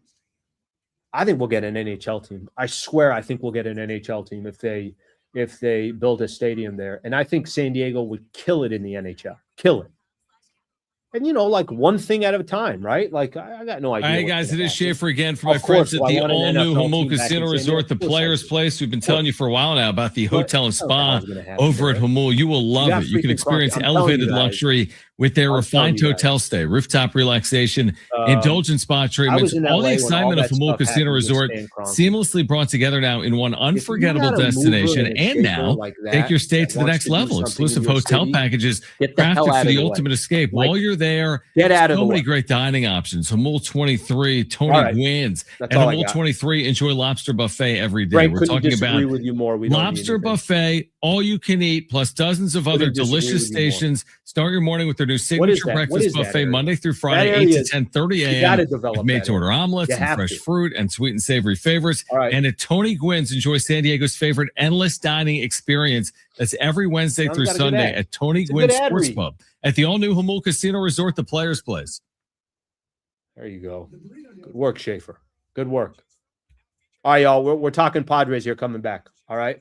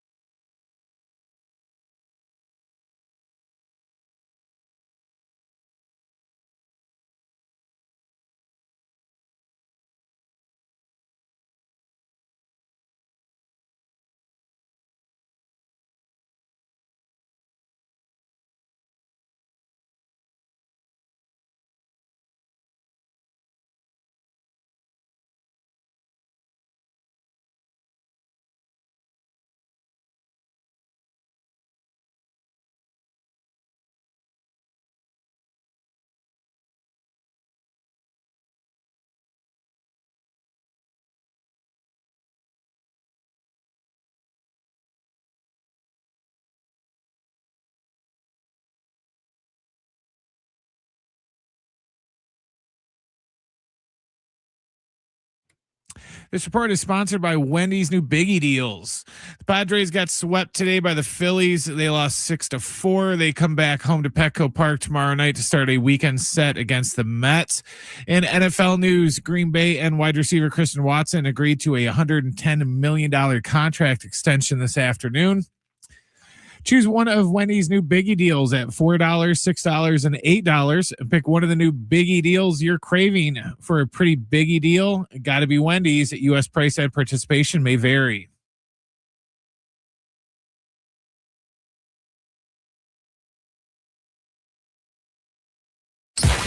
It's Schaefer and Sliwa. Sean Schaefer. San Diego's own Alan Sliwa. Here's Schaefer and Sliwa.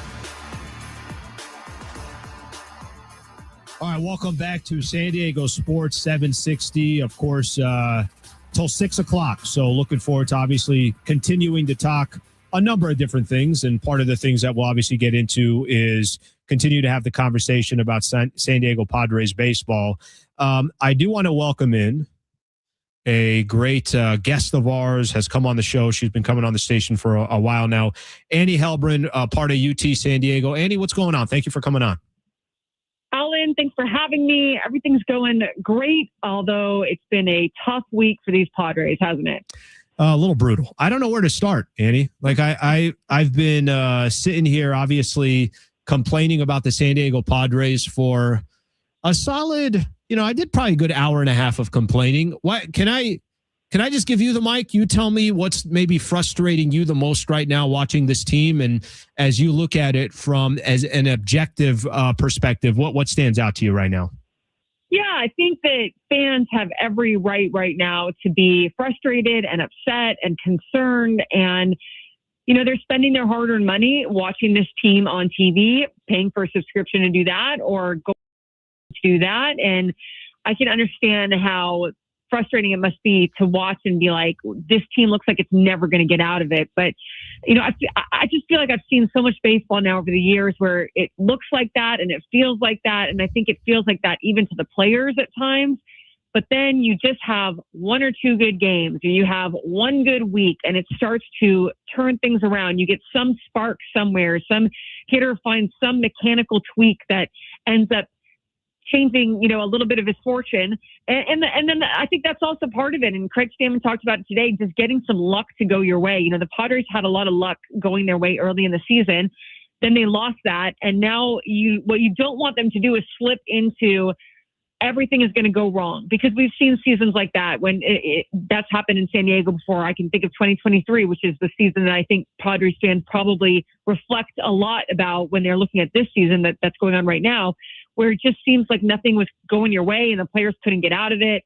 I think the offense is definitely concerning. I mean, there's no way around what is going on with the offense. I do think they face some tough hitters. I honestly wouldn't really care that much about the Philly series in a vacuum, because they were facing some tough pitchers. They were facing some really tough arms. But when you put the Philly series in addition to the National Series and the Athletic Series, and that's when it just starts to add up, where it's like, okay, there's seriously something going on here, where it's almost like it's contagious. Like they've just caught the flu and they've all got it, and they've got to figure out a way to get out of it. But I think that I know that there's time to turn it around. I don't look at them and go, oh, it's this is it. They're done. They're not making the playoffs. That's it.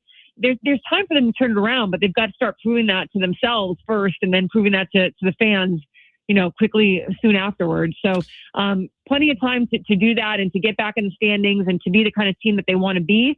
But there's concerns. And you know what, Alan, there's concerns with the pitching too, because even if you get the hitting on track, I mean, that's definitely going to help.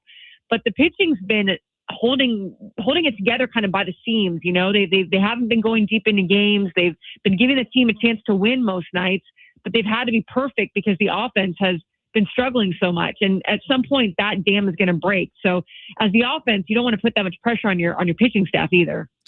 And it's such a good perspective. I think you got 3-4 topics I can run with here. Let me say this. I'll tell you this, what you said about maybe you're taking a little less stock in this 3-game set against the Phillies because it's Christopher Sanchez and it's Zach Wheeler. But to be honest with you, I love what you said after that. It's like, yeah, but the problem is you could be facing great pitching or you can face average pitchers, and nothing's really changed for the Padres. It's not like over this, obviously this stretch where they've lost 9 of 10. It's only been Cy Young candidate after Cy Young candidate. Obviously, we know that hasn't been the case. I think something that you said is important. And, you mentioned something about it's up to these players to kind of convince the fans and everything else. You know, it's funny. I almost think for them, if let's just take the main 4 players, and I'm going to hold off on, I want to use the superstar. I want to use star. I want to use it. I want to be very strategic when I use it. Right now, none of those 4 players are obviously playing up to their contracts. I almost wonder, Annie, if it's got nothing to do with me, you, or fans. They almost just got to prove to themselves that they're the players that we've seen them before be. And I don't know where they are mentally, but doesn't it feel like before anything, it's going to just start with them individually before they're able to do something where we feel confident about how they're performing? Oh yeah, I mean they've got to prove it to themselves. Like they've got to figure out a way to get that belief back into themselves. Not that they've lost it necessarily, but I just think when you start losing this much, it gets to be where you feel like it's a snowball effect.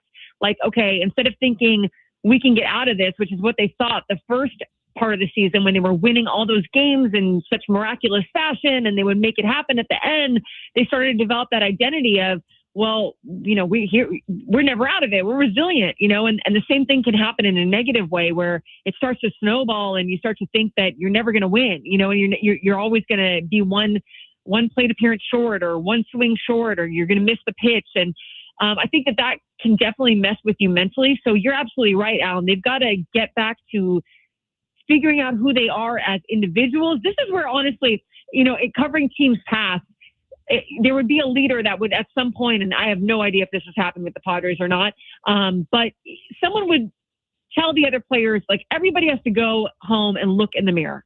Like, everybody needs to go home, look in the mirror individually and say, am I doing enough individually? Am I prepping enough? Am I getting my swings in enough? Am I, doing too much? And do I need to take a little step back? But the point was, every single individual person, player, needs to go home, look at himself in the mirror and say, am I doing enough? Am I doing what I need to be doing? And that's kind of what has happened in the past, in terms of getting out of slumps, because it has to start with you individually. Then it starts to spread throughout the team, and then they can start to maybe get on a roll. But what's going on with that core 4 and with this offense is so perplexing, because I think for some of them, like, they've never been in a slump like this for this long, and with the other guys around them also slumping. So you start to really press, you start to do too much. For a lot of them, I think they got to go back to the basics. The problem is you don't have time. Like this would be great if they had a month off, and if they were like the soccer season and it was like a month off now, right? And like you go and you get to work on your swing and just take a deep breath, but you're in it, so you've got to try to figure this out while you're still playing games. And when you're getting a game, right, and the pressure's on, you tend to go back to your old habits, your old tendencies. You tend to press when you shouldn't be. So this is really mental for sure. Like, you've got to start with the mental and try to get out of it there first, and then figure out the physical, the rest of it. But also, I want to say one thing, like, they're pitching. Like, yes, I can forgive that Philly series if it was only the Philly series, but at the same time, they're going to face pitching like that in the playoffs. And if they want to go, like I was listening to you earlier, they're not a World Series team if they can't beat this kind of pitching at some point throughout the season. They've got to figure out a way to do that. They haven't done it against the Phillies, that's for sure. We haven't seen it a whole lot this season. And the other thing are the errors. Like, they had way too many errors today. And they've been a pretty good team error-wise, so I'm not going to, completely dump on them for that. But you can't be giving away outs. You can't be giving stuff away when you're facing teams like the Phillies, and when you're in such a bad slump already, you're not winning games. Like, to have those errors, like, that stuff you can control. The base running errors, sometimes you got to figure out a way to control that. Yeah, I think, like you mentioned here, they just got no margin for error. So now all of a sudden, right, if you have some errors or you're making mistakes, rounding bases, if you're not taking advantage of runners in scoring position, like they already are playing every game, it's basically they almost got to play perfect just to win, obviously a regular season game. They certainly put a lot more pressure on themselves. Annie Heilbrunn is taking some time here joining us, part of UT San Diego, does a phenomenal job covering the San Diego Padres. I've spent most of his very short tenure, Craig Stammen, complimenting him. I think there has been, Schaefer always said this to me, and I'm sure you have an experience with this as well, much different manager than Schilt, right? So stylistically different, how he approaches the media in the sense of maybe what he might say in a post-game show. Is he more honest? Is he protecting the play? Whatever the case is, obviously stylistically completely different. All good. No problem with that. But how do you think he is? How do you think he's doing so far? Because it did start off great. I mean, technically it started out 2-5, and then the Padres find a way to miraculously, if you want to use that word, just based on some of the analytics, to go 11 games over 500. How do you think he's handling the losing now when you listen to him and you hear some of these press conferences that he's been in or post-game shows? How do you think he's handling it? I think he's doing a good job. I think the biggest thing is that he's not changing who he is. And that's the red flag that players look for. If you start to become someone different when things are going very poorly, then players, they see right through you, and you're going to lose so much credibility with them. And the same goes if you're winning a lot and you change who you are. So the great thing about Craig, and players know this, and he knows this because he's a player. The main thing you have to do is remain the same person. They will eat you alive. They will think you're a fraud if you go too high or too low at any point and completely change who you are. Now, does that mean that, that every once in a while, like with Bob Melvin, there was a time that he would talk about that you've got to flip some tables, right? And you've got to show a different side of you, but you have to be so strategic about using those times. And I think it's even harder in this day and age when you have more superstars and kind of more ego, I think, in the sense of throughout baseball, not even just on one team, So I think he has to use those times strategically, and I think he will, because Craig's been in those positions where he's seen Bob Melvin do that, and he's been part of those teams. And I don't know that this calls for that even yet, but I do think this is something where you do tell the players, like, individually, they've got to dig deep here, like they've got to step up and see if what they're doing is enough. But I think he's been doing a fine job. Is he perfect? No. Is he learning along the way? Yes. But we always knew that was going to happen. And I just don't think, like, maybe he's not winning you the games, but I also don't think he's losing you the games, if that makes sense. That's fair. I can understand sometimes, he's sending guys, he's telling them to run because their offense is so anemic that they're trying so desperately to make something happen that they are running in outs at times and they are too aggressive at times. And I think Craig's going to have to, like, learn right when to pull that rope and not, but I understand why he's doing it. He's doing it because they're not scoring in any other way, And so I think, like, it's a tough stretch for him that we're going to learn a lot about him. But the good thing about him so far is he just hasn't changed. He's done his best to remain the same guy so far. Andy Heilbrunn taking some time to join us here, part of UT San Diego, of course, here on San Diego Sports 760. And I'm going to squeeze one more in here real quick. And, I think you said something to start off that I think is important. It is June 4th. So you can have the Padres. I would rather the Padres play their worst baseball in the first third of the season, approaching the first half of the season, and, obviously clean things up. At what point I don't even know if concern is right. Let's put it this way. Where do you want to see the Padres 30 days from now? Where would you feel comfortable and you think realistic? They're 3 games over 500 right now. Let's say we're walking into 4th of July weekend. What's the right number you think that it's manageable? They've stopped the bleeding here. How many games over 500, let's say a month from now? I think they just have to be around 500, just not below it, ideally. And I know that there's people, like, rolling their eyes and it's too optimistic or whatever, but, I think it's hard. I don't even think it's optimism. I kind of go on the whole, it's just, what are the facts? Like, they're in it until they're not, like, they still have a chance up until that last game that they're disqualified from the playoffs, and I just seen too much baseball where I think something's going to go one way and then something weird happens. Another team falls in the standings. There's an injury. Whatever team we're watching gets suddenly hot. It's just so hard to predict. And all it can take sometimes is, like, 1 or 2 good weeks or 1 or 2 bad weeks or 1 or 2 players, like, really taking off. So as long as you're not out of it, and by out of it, I mean you're dropping to 5 games below 500, 10 games below 500, or you're so far back in the wild card race, like, once you get down in that wild card standings, that now you're dependent on another team failing Sure. and you also succeeding. And once you hand that power over to another team or multiple teams, I think that's when you really start to kind of screw yourself, So as long as you're in the standings, you're close to the standings, you're around 500, then you're okay. And we saw that in 2024 when they ended up coming back in the second half and playing out of their minds and winning 93 games. But you also can't depend on that, right, Alan? You can't depend on you're going to come back from the All-Star break and you're going to have a miraculous, magical season and you're going to win 90, 95 games. Like, that's definitely not a given. That doesn't happen every year. So they've got to try to get more consistent. I think ideally you get 5 games over 500 at least. Like you get a little bit over 500, maybe 7 games over 500. You give yourself a cushion, and then you got to come back that second half and you've got to play even better. You can't let your foot off the gas. You've got to put your foot on the gas and really go. But a lot of those players are built for that. I feel like there's a lot of players that will kind of turn that on a little bit. And I know it's not great. Like, you want them to turn it on now. The problem that we're seeing now is it doesn't look like they know how to turn it on at all. I know. And I think that's like, that's like a really big issue, right now. But yeah, I think as long as you're in it, you're not slipping too far back and you're not giving all the control to other teams, you're still fighting. You're still in there. Great stuff, Annie. Really appreciate you coming on. Great insight as always. And thank you for the time. Thanks for having me, Alan. Take care. All right. That is Annie Heilbrunn right there, part of UT San Diego, breaking down her thoughts on the San Diego Padres. I mentioned this a little bit earlier. Tarek Skubal for the third day in a row has been brought up, and Brent has some interesting stuff. It was Ken Rosenthal, was Buster Olney, and now it's Jeff Passan.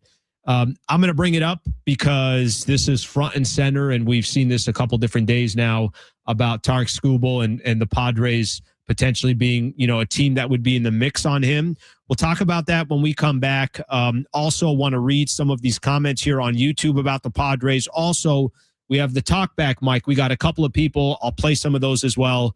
Appreciate you guys being a part of the show. I'm Alan Slewa, Schaefer and Slewa, San Diego Sports 760, live on the iHeartRadio app.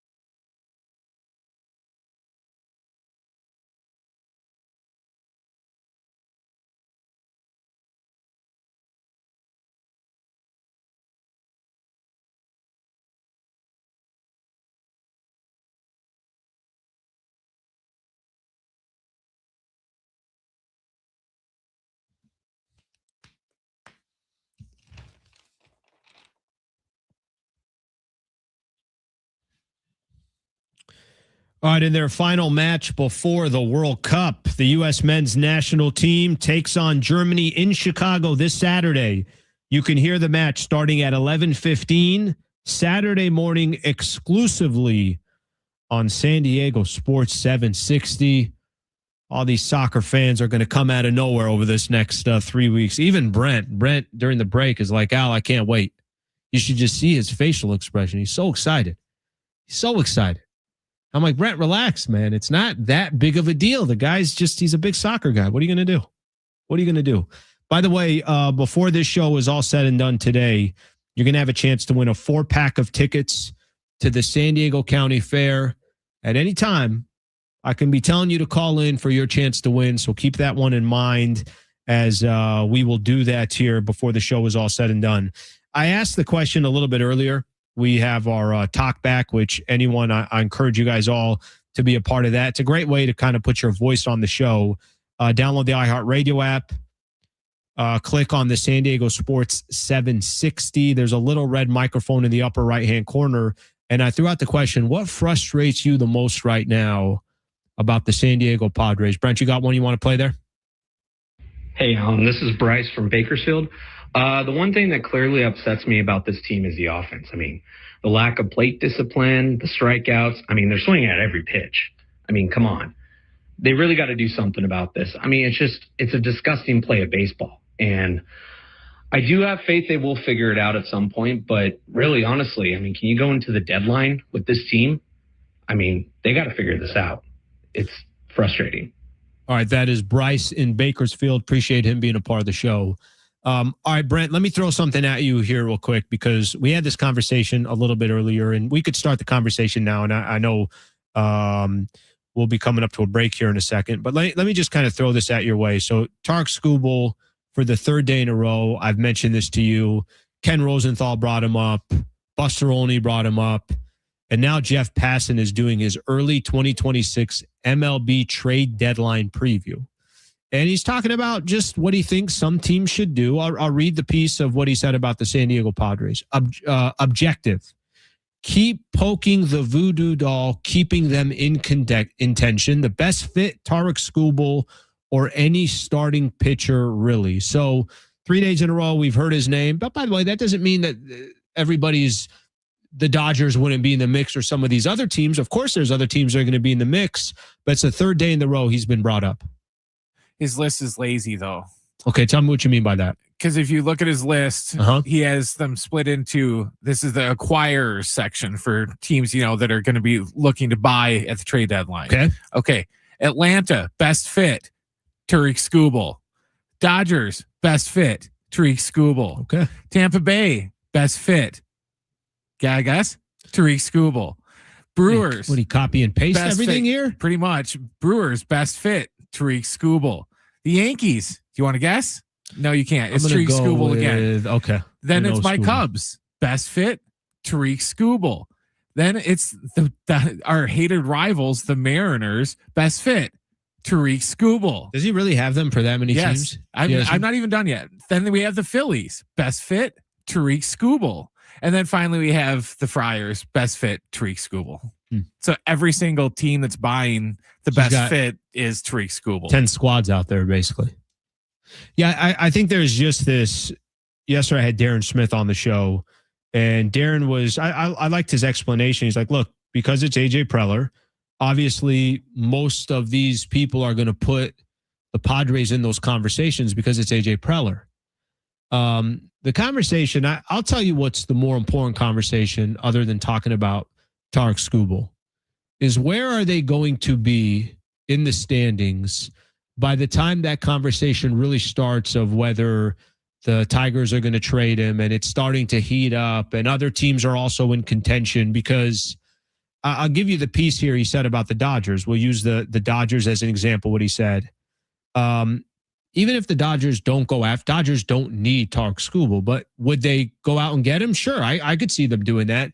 But even if they don't go out and get him, do you not think they want to drive up the price for the San Diego Padres or for the Atlanta Braves or for the Chicago Cubs or for the whatever other team that you had in the NL, even some of these, the Philadelphia Phillies? So I think that part to me is more interesting. Is you have a number of teams that would be involved with him, and does San Diego even have the right pieces to go get him? You're getting him on a 1-year rental. I don't know. I could just tell you right now, I don't even like having the conversation, because what you really want is the Padres to be in a position a month from now where that is a good conversation. I don't think it is at the moment, because they can have a pitcher go out there like Walker Buehler yesterday and was phenomenal. They can have their ace and Michael King, who I know has struggled in his last couple of starts, but they can have pitchers go out there and give up 2 runs and they still lose 3-2. We've seen that with San Diego. All right. Couple other things we're going to do when we come back. I want to kind of jump around here. I got some comments here on YouTube that I want to hit on with the San Diego Padres, and I'm just going to kind of reset where the Padres are sitting right now. We'll do all that coming up next. Stay right here. This is the Schaefer and Sliwa Show, San Diego Sports 760, live on the iHeartRadio app.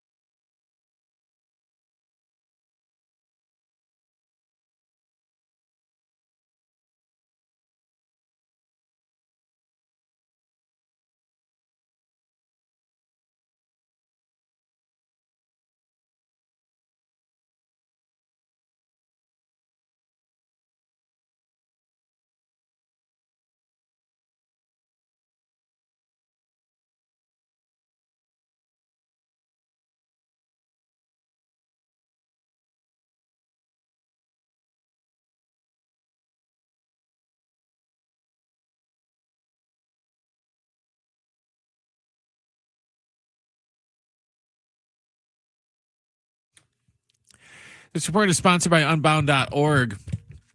The Padres lost to the Phillies 6-4, getting swept in their series out east. They come home tomorrow to Petco Park to start a weekend set against the Mets. In NFL news, Packers and wide receiver Christian Watson agreed to a $110 million contract extension today. Right now, there are young people across the world facing a tough choice: continue their dream of education or drop out to help their family put food on the table. You can help change their future in a single moment. See how far your support can go at unbound.org.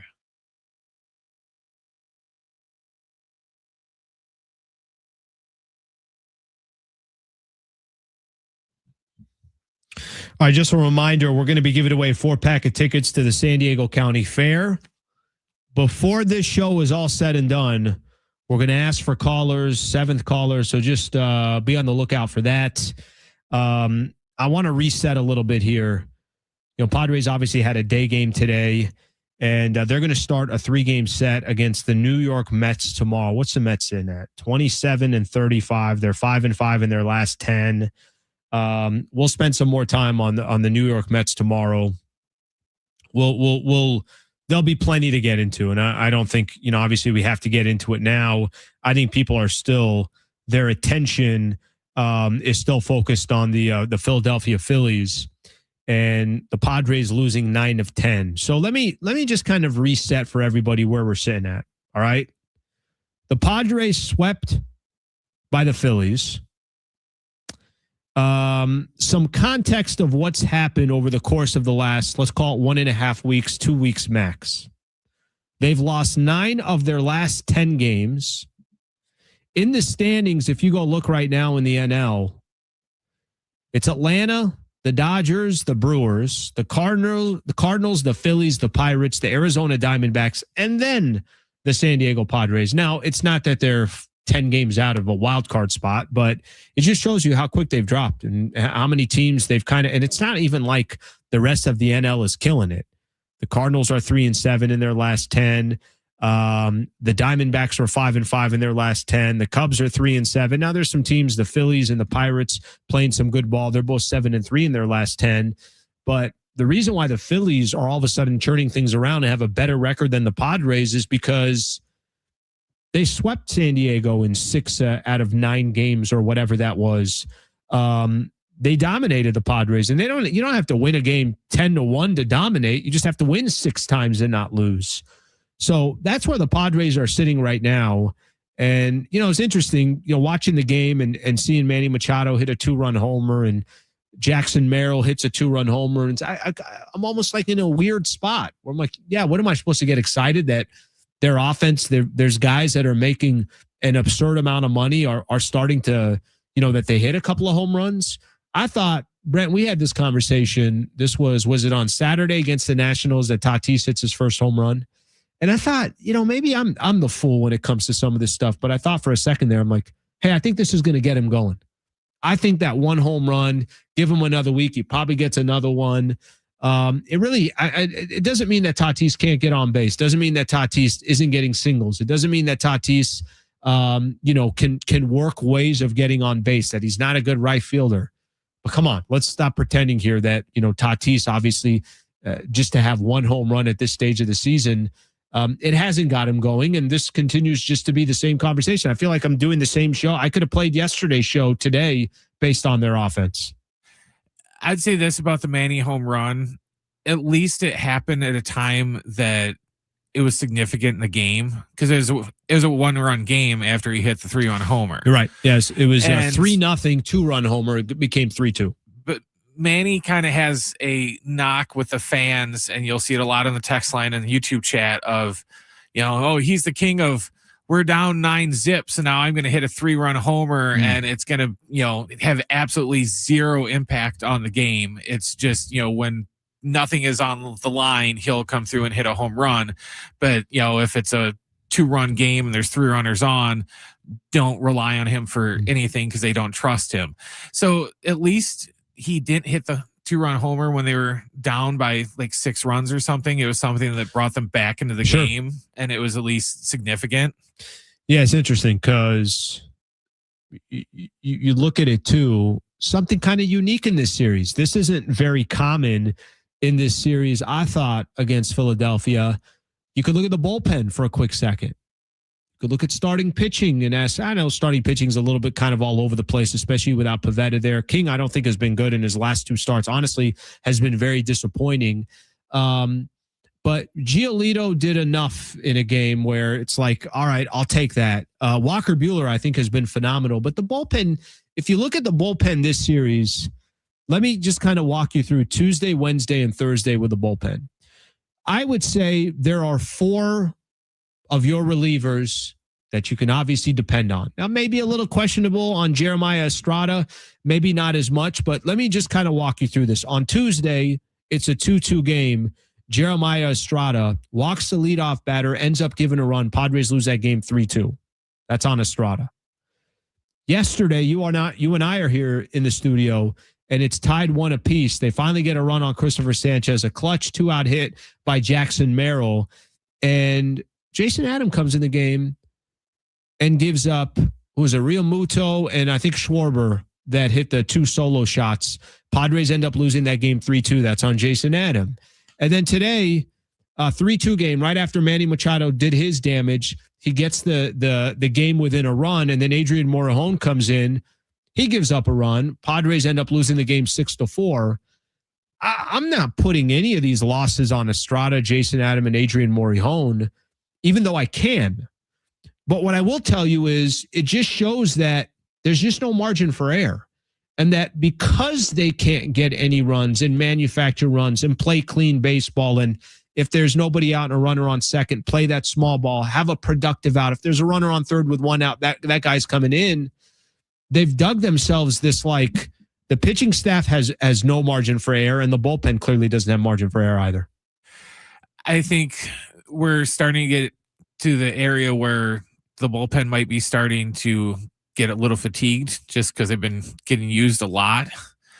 And, they're going to go through it just like, the starting rotation and, the hitters and everyone else. They're going to go through slumps throughout the year. It doesn't matter how lights out they are, even, Mason Miller's going to give up a run eventually. I'm not counting that little dribbler that went down the line that shut down. But, even he's going to give up a, home run to somebody eventually. So I just kind of look at it as long as it's not something that snowballs and turns into, every time Jason Adam goes out there, like, oh God, and you're just sitting there biting your nails because you're worried about it. So I don't think it will, right? Like, I don't think that part's going to be an issue. I will say this. You mentioned Mason Miller. Did you know that he has pitched 1 time in the last 10 games? So he came in when the Padres, did they get the first game against the Nationals? I think it was the first game against the Nationals, that 3-game set. They win the game 7-5. He comes in, wasn't the cleanest, but Mason Miller got the save there. He is pitched 1 time in the last 10 games. Arguably one of the best pitchers in all of baseball. That's got some filthy, filthy stuff. Clearly, one of the faces of the San Diego Padres. He's a closer, so it's different. You see him obviously occasionally. He's coming in for just an inning. We know how important that role is, but what good is it to have the best closer in baseball if your team can't set you up to close games? But he's supposed to come in when your team is leading, and when you've lost 9 of 10, then it makes sense that you've only seen him 1 time. Well, that kind of goes back with like what we were talking about the other day with all this Scooble talk of, it's awesome that we have the best closer in the game, but if we're not going to score any runs to actually get a lead for him to protect, it's kind of mute. It's the same thing with, look at yesterday. Walker Buehler was awesome. He pitched six innings. Phenomenal. And it just feels like a complete waste because we didn't score any runs, and he went out there and, gave us a quality start, and we did nothing to back him up. What I like is in the YouTube chat, there's a lot of people throughout the show that have actually been complimenting Buehler. By the way, there's some people that agree with you as well. Frank on YouTube, we don't need Scooble. We need offense. Here's another one here. Boris is earning his money, planting Scooble rumors everywhere. You might be right about that. Here's another comment. Mets are terrible. Padres should be able to get it together against them. Let me tell you something. I don't care. Isn't that what we said about the Nationals too? I was just going to say for a quick second there ain't a team right now that can't either walk into Petco Park or host the San Diego Padres, and it's a lock or a guarantee that the Padres are going to get back on track. I will believe it when I see it, and that's up to San Diego to obviously figure that portion out. Okay, let's do it right now. If you're looking for a 4-pack of tickets to the San Diego County Fair, we're going to take caller number 7 right now. If you want to win a 4-pack of tickets to the San Diego County Fair, 877-767-4760. 877-767-4760. And you could win a 4-pack of tickets to the San Diego County Fair. Just time it. Just be the 7th caller. That's all. That's all you got to do. Once upon a fair, there was a tale of food, fun, friends, family, laughter, tradition, music, amazement, and more. The San Diego County Fair, the biggest and longest running event in San Diego County, makes its triumphant return from June 10th through July 5th, 2026. Closed Mondays and Tuesdays. Visit sdfair.com to plan your happily ever after. We'll take caller number 7. Final segment coming up. I want to play something yesterday. Karl-Anthony Towns had a cool moment, and it had nothing to do with the game of basketball. It had nothing to do with the NBA Finals. You got to hear what he said in his post-game presser, talking about the moment, talking about his mom who had passed away and how there was almost like a Zen moment playing yesterday in San Antonio when the Knicks went up 1-0. I just thought it was great sound. We'll play that when we come back. Stay right here. It's the Schaefer and Sliwa Show. I'm Alan Sliwa. This is San Diego Sports 760 live on the iHeartRadio app.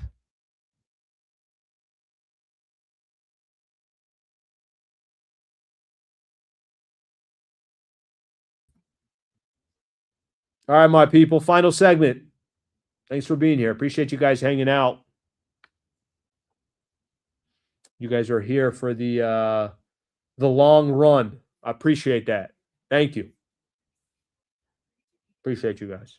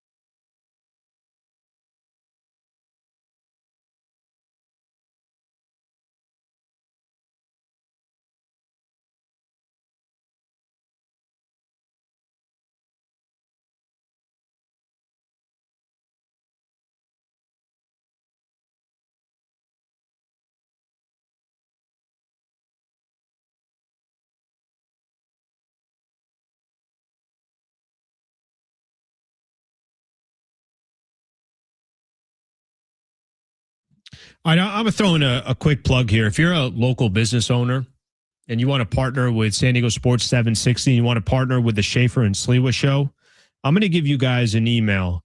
Hey there at iHeartMedia.com. Hey there at iHeartMedia.com. You know, I can't tell you guys how excited I am to be doing this show with John. And part of our job is going to obviously be just putting together the absolute best content. The other part of our job is going to be partnering with local businesses and really just trying to help their business. I think we got an incredible platform, 3 to 6 on 760.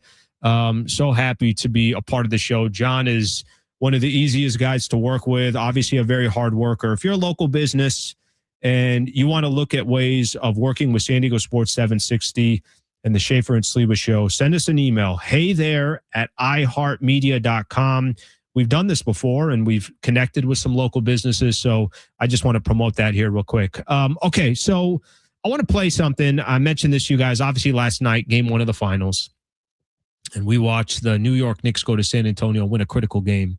Brent, I want you to play this for everybody. Karl-Anthony Towns post-game last night. Take a listen. This has the, you know, I think there's sometimes we watch sports and we kind of forget, hey, these are regular people and they got a personal life and everything else. Listen to Karl-Anthony Towns, who, by the way, lost his mother tragically during COVID-19, right at kind of the beginning there of COVID-19. Listen to him post-game.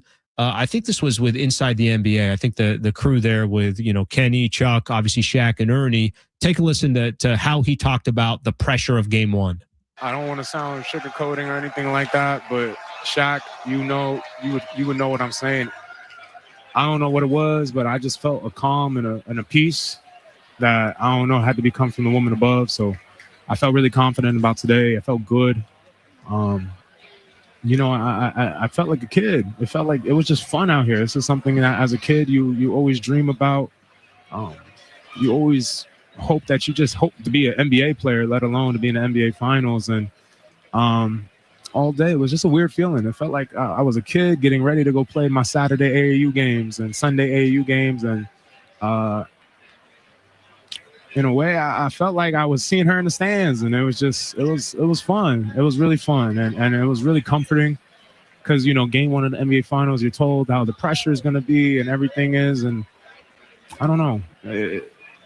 It felt like a certain presence was here that was very comforting and very loving, and I felt like I could have fun out here in game 1 of the NBA finals, which is the weirdest thing because you would expect to have the pressure at the highest. Yes, rest in peace to your beautiful mother. I appreciate it.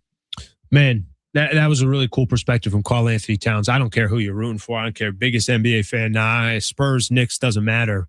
Karl-Anthony Towns just loved that message. Loved how he took what should be, you know, such a pressure-filled moment, right? Imagine you're the starting center or power forward, wherever they put him. Mitchell Robinson obviously got a couple other bigs, and you're representing the New York Knicks. They haven't been to an NBA. They haven't won a championship since 1973.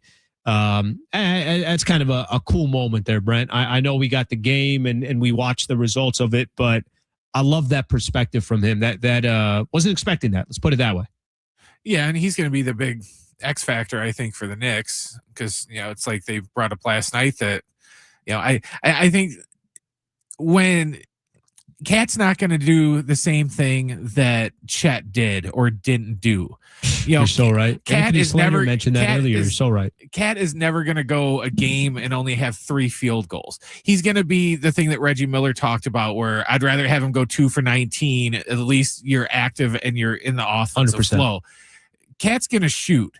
And Wemmy's going to have to go out there and guard him. And it's going to keep him from playing zone and sitting in the post and, you know, being defensive player of the year. So I think, you know, Brunson's going to get the most of the credit and the accolades. But I think the Knicks are going to, you know, they're going to rise and fall with Cat. Goes. Yeah. It's a good point. It's a good perspective. I mean, I thought game 1 was fun. You know, disappointed to see that San Antonio at one point had a 14-point lead in the third quarter. They're held to 40 points in the second half, and the Knicks just took over. Look, they got a legitimate chance to obviously win an NBA championship. We had Darren on yesterday, and you can imagine how nervous he is. They haven't won since 1973. They haven't made it to the NBA Finals since 1999.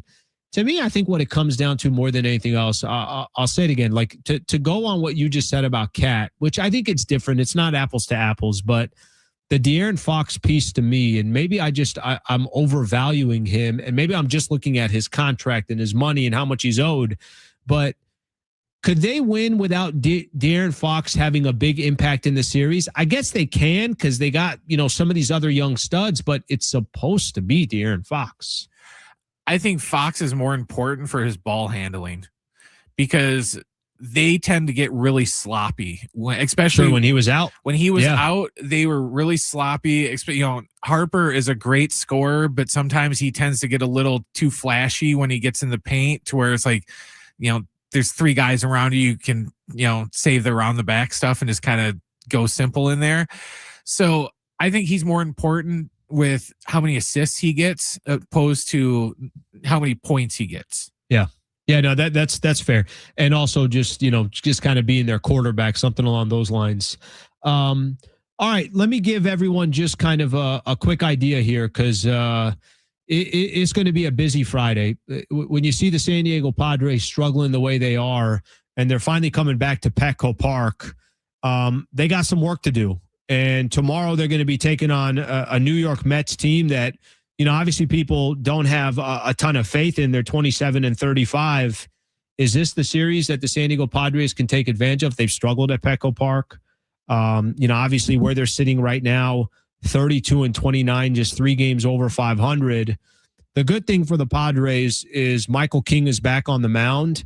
Now, he hasn't been great in his last couple of starts, so I'm not going to sugarcoat it. Against Washington, what was that? I think on Saturday, didn't do his job, gave up 5 earned runs. So we're going to watch him tomorrow, try to see if he can start getting the Padres back on track. And it's going to be a critical series for them. They need some kind of momentum. Can the bats get going? I'm actually curious tomorrow. I'm excited to talk about Juan Soto too. I don't know if I know how San Diegans feel about Juan Soto. Do they have a certain feeling about him? What's their feeling? Give me a 5 second. Good. Not good about Juan Soto? Yeah, they think he's a bust and he was a clubhouse cancer and he ruined chemistry and they're not fans. Oh, I'm looking forward to that conversation. I don't know how much I agree with that, but I'll take that conversation. That's going to be fun. Shout out to Brent here for helping us out. Thank you to all our guests. I appreciate everybody being a part of the show. I'm Alan Sleep with San Diego Sports 760 live on the iHeartRadio app.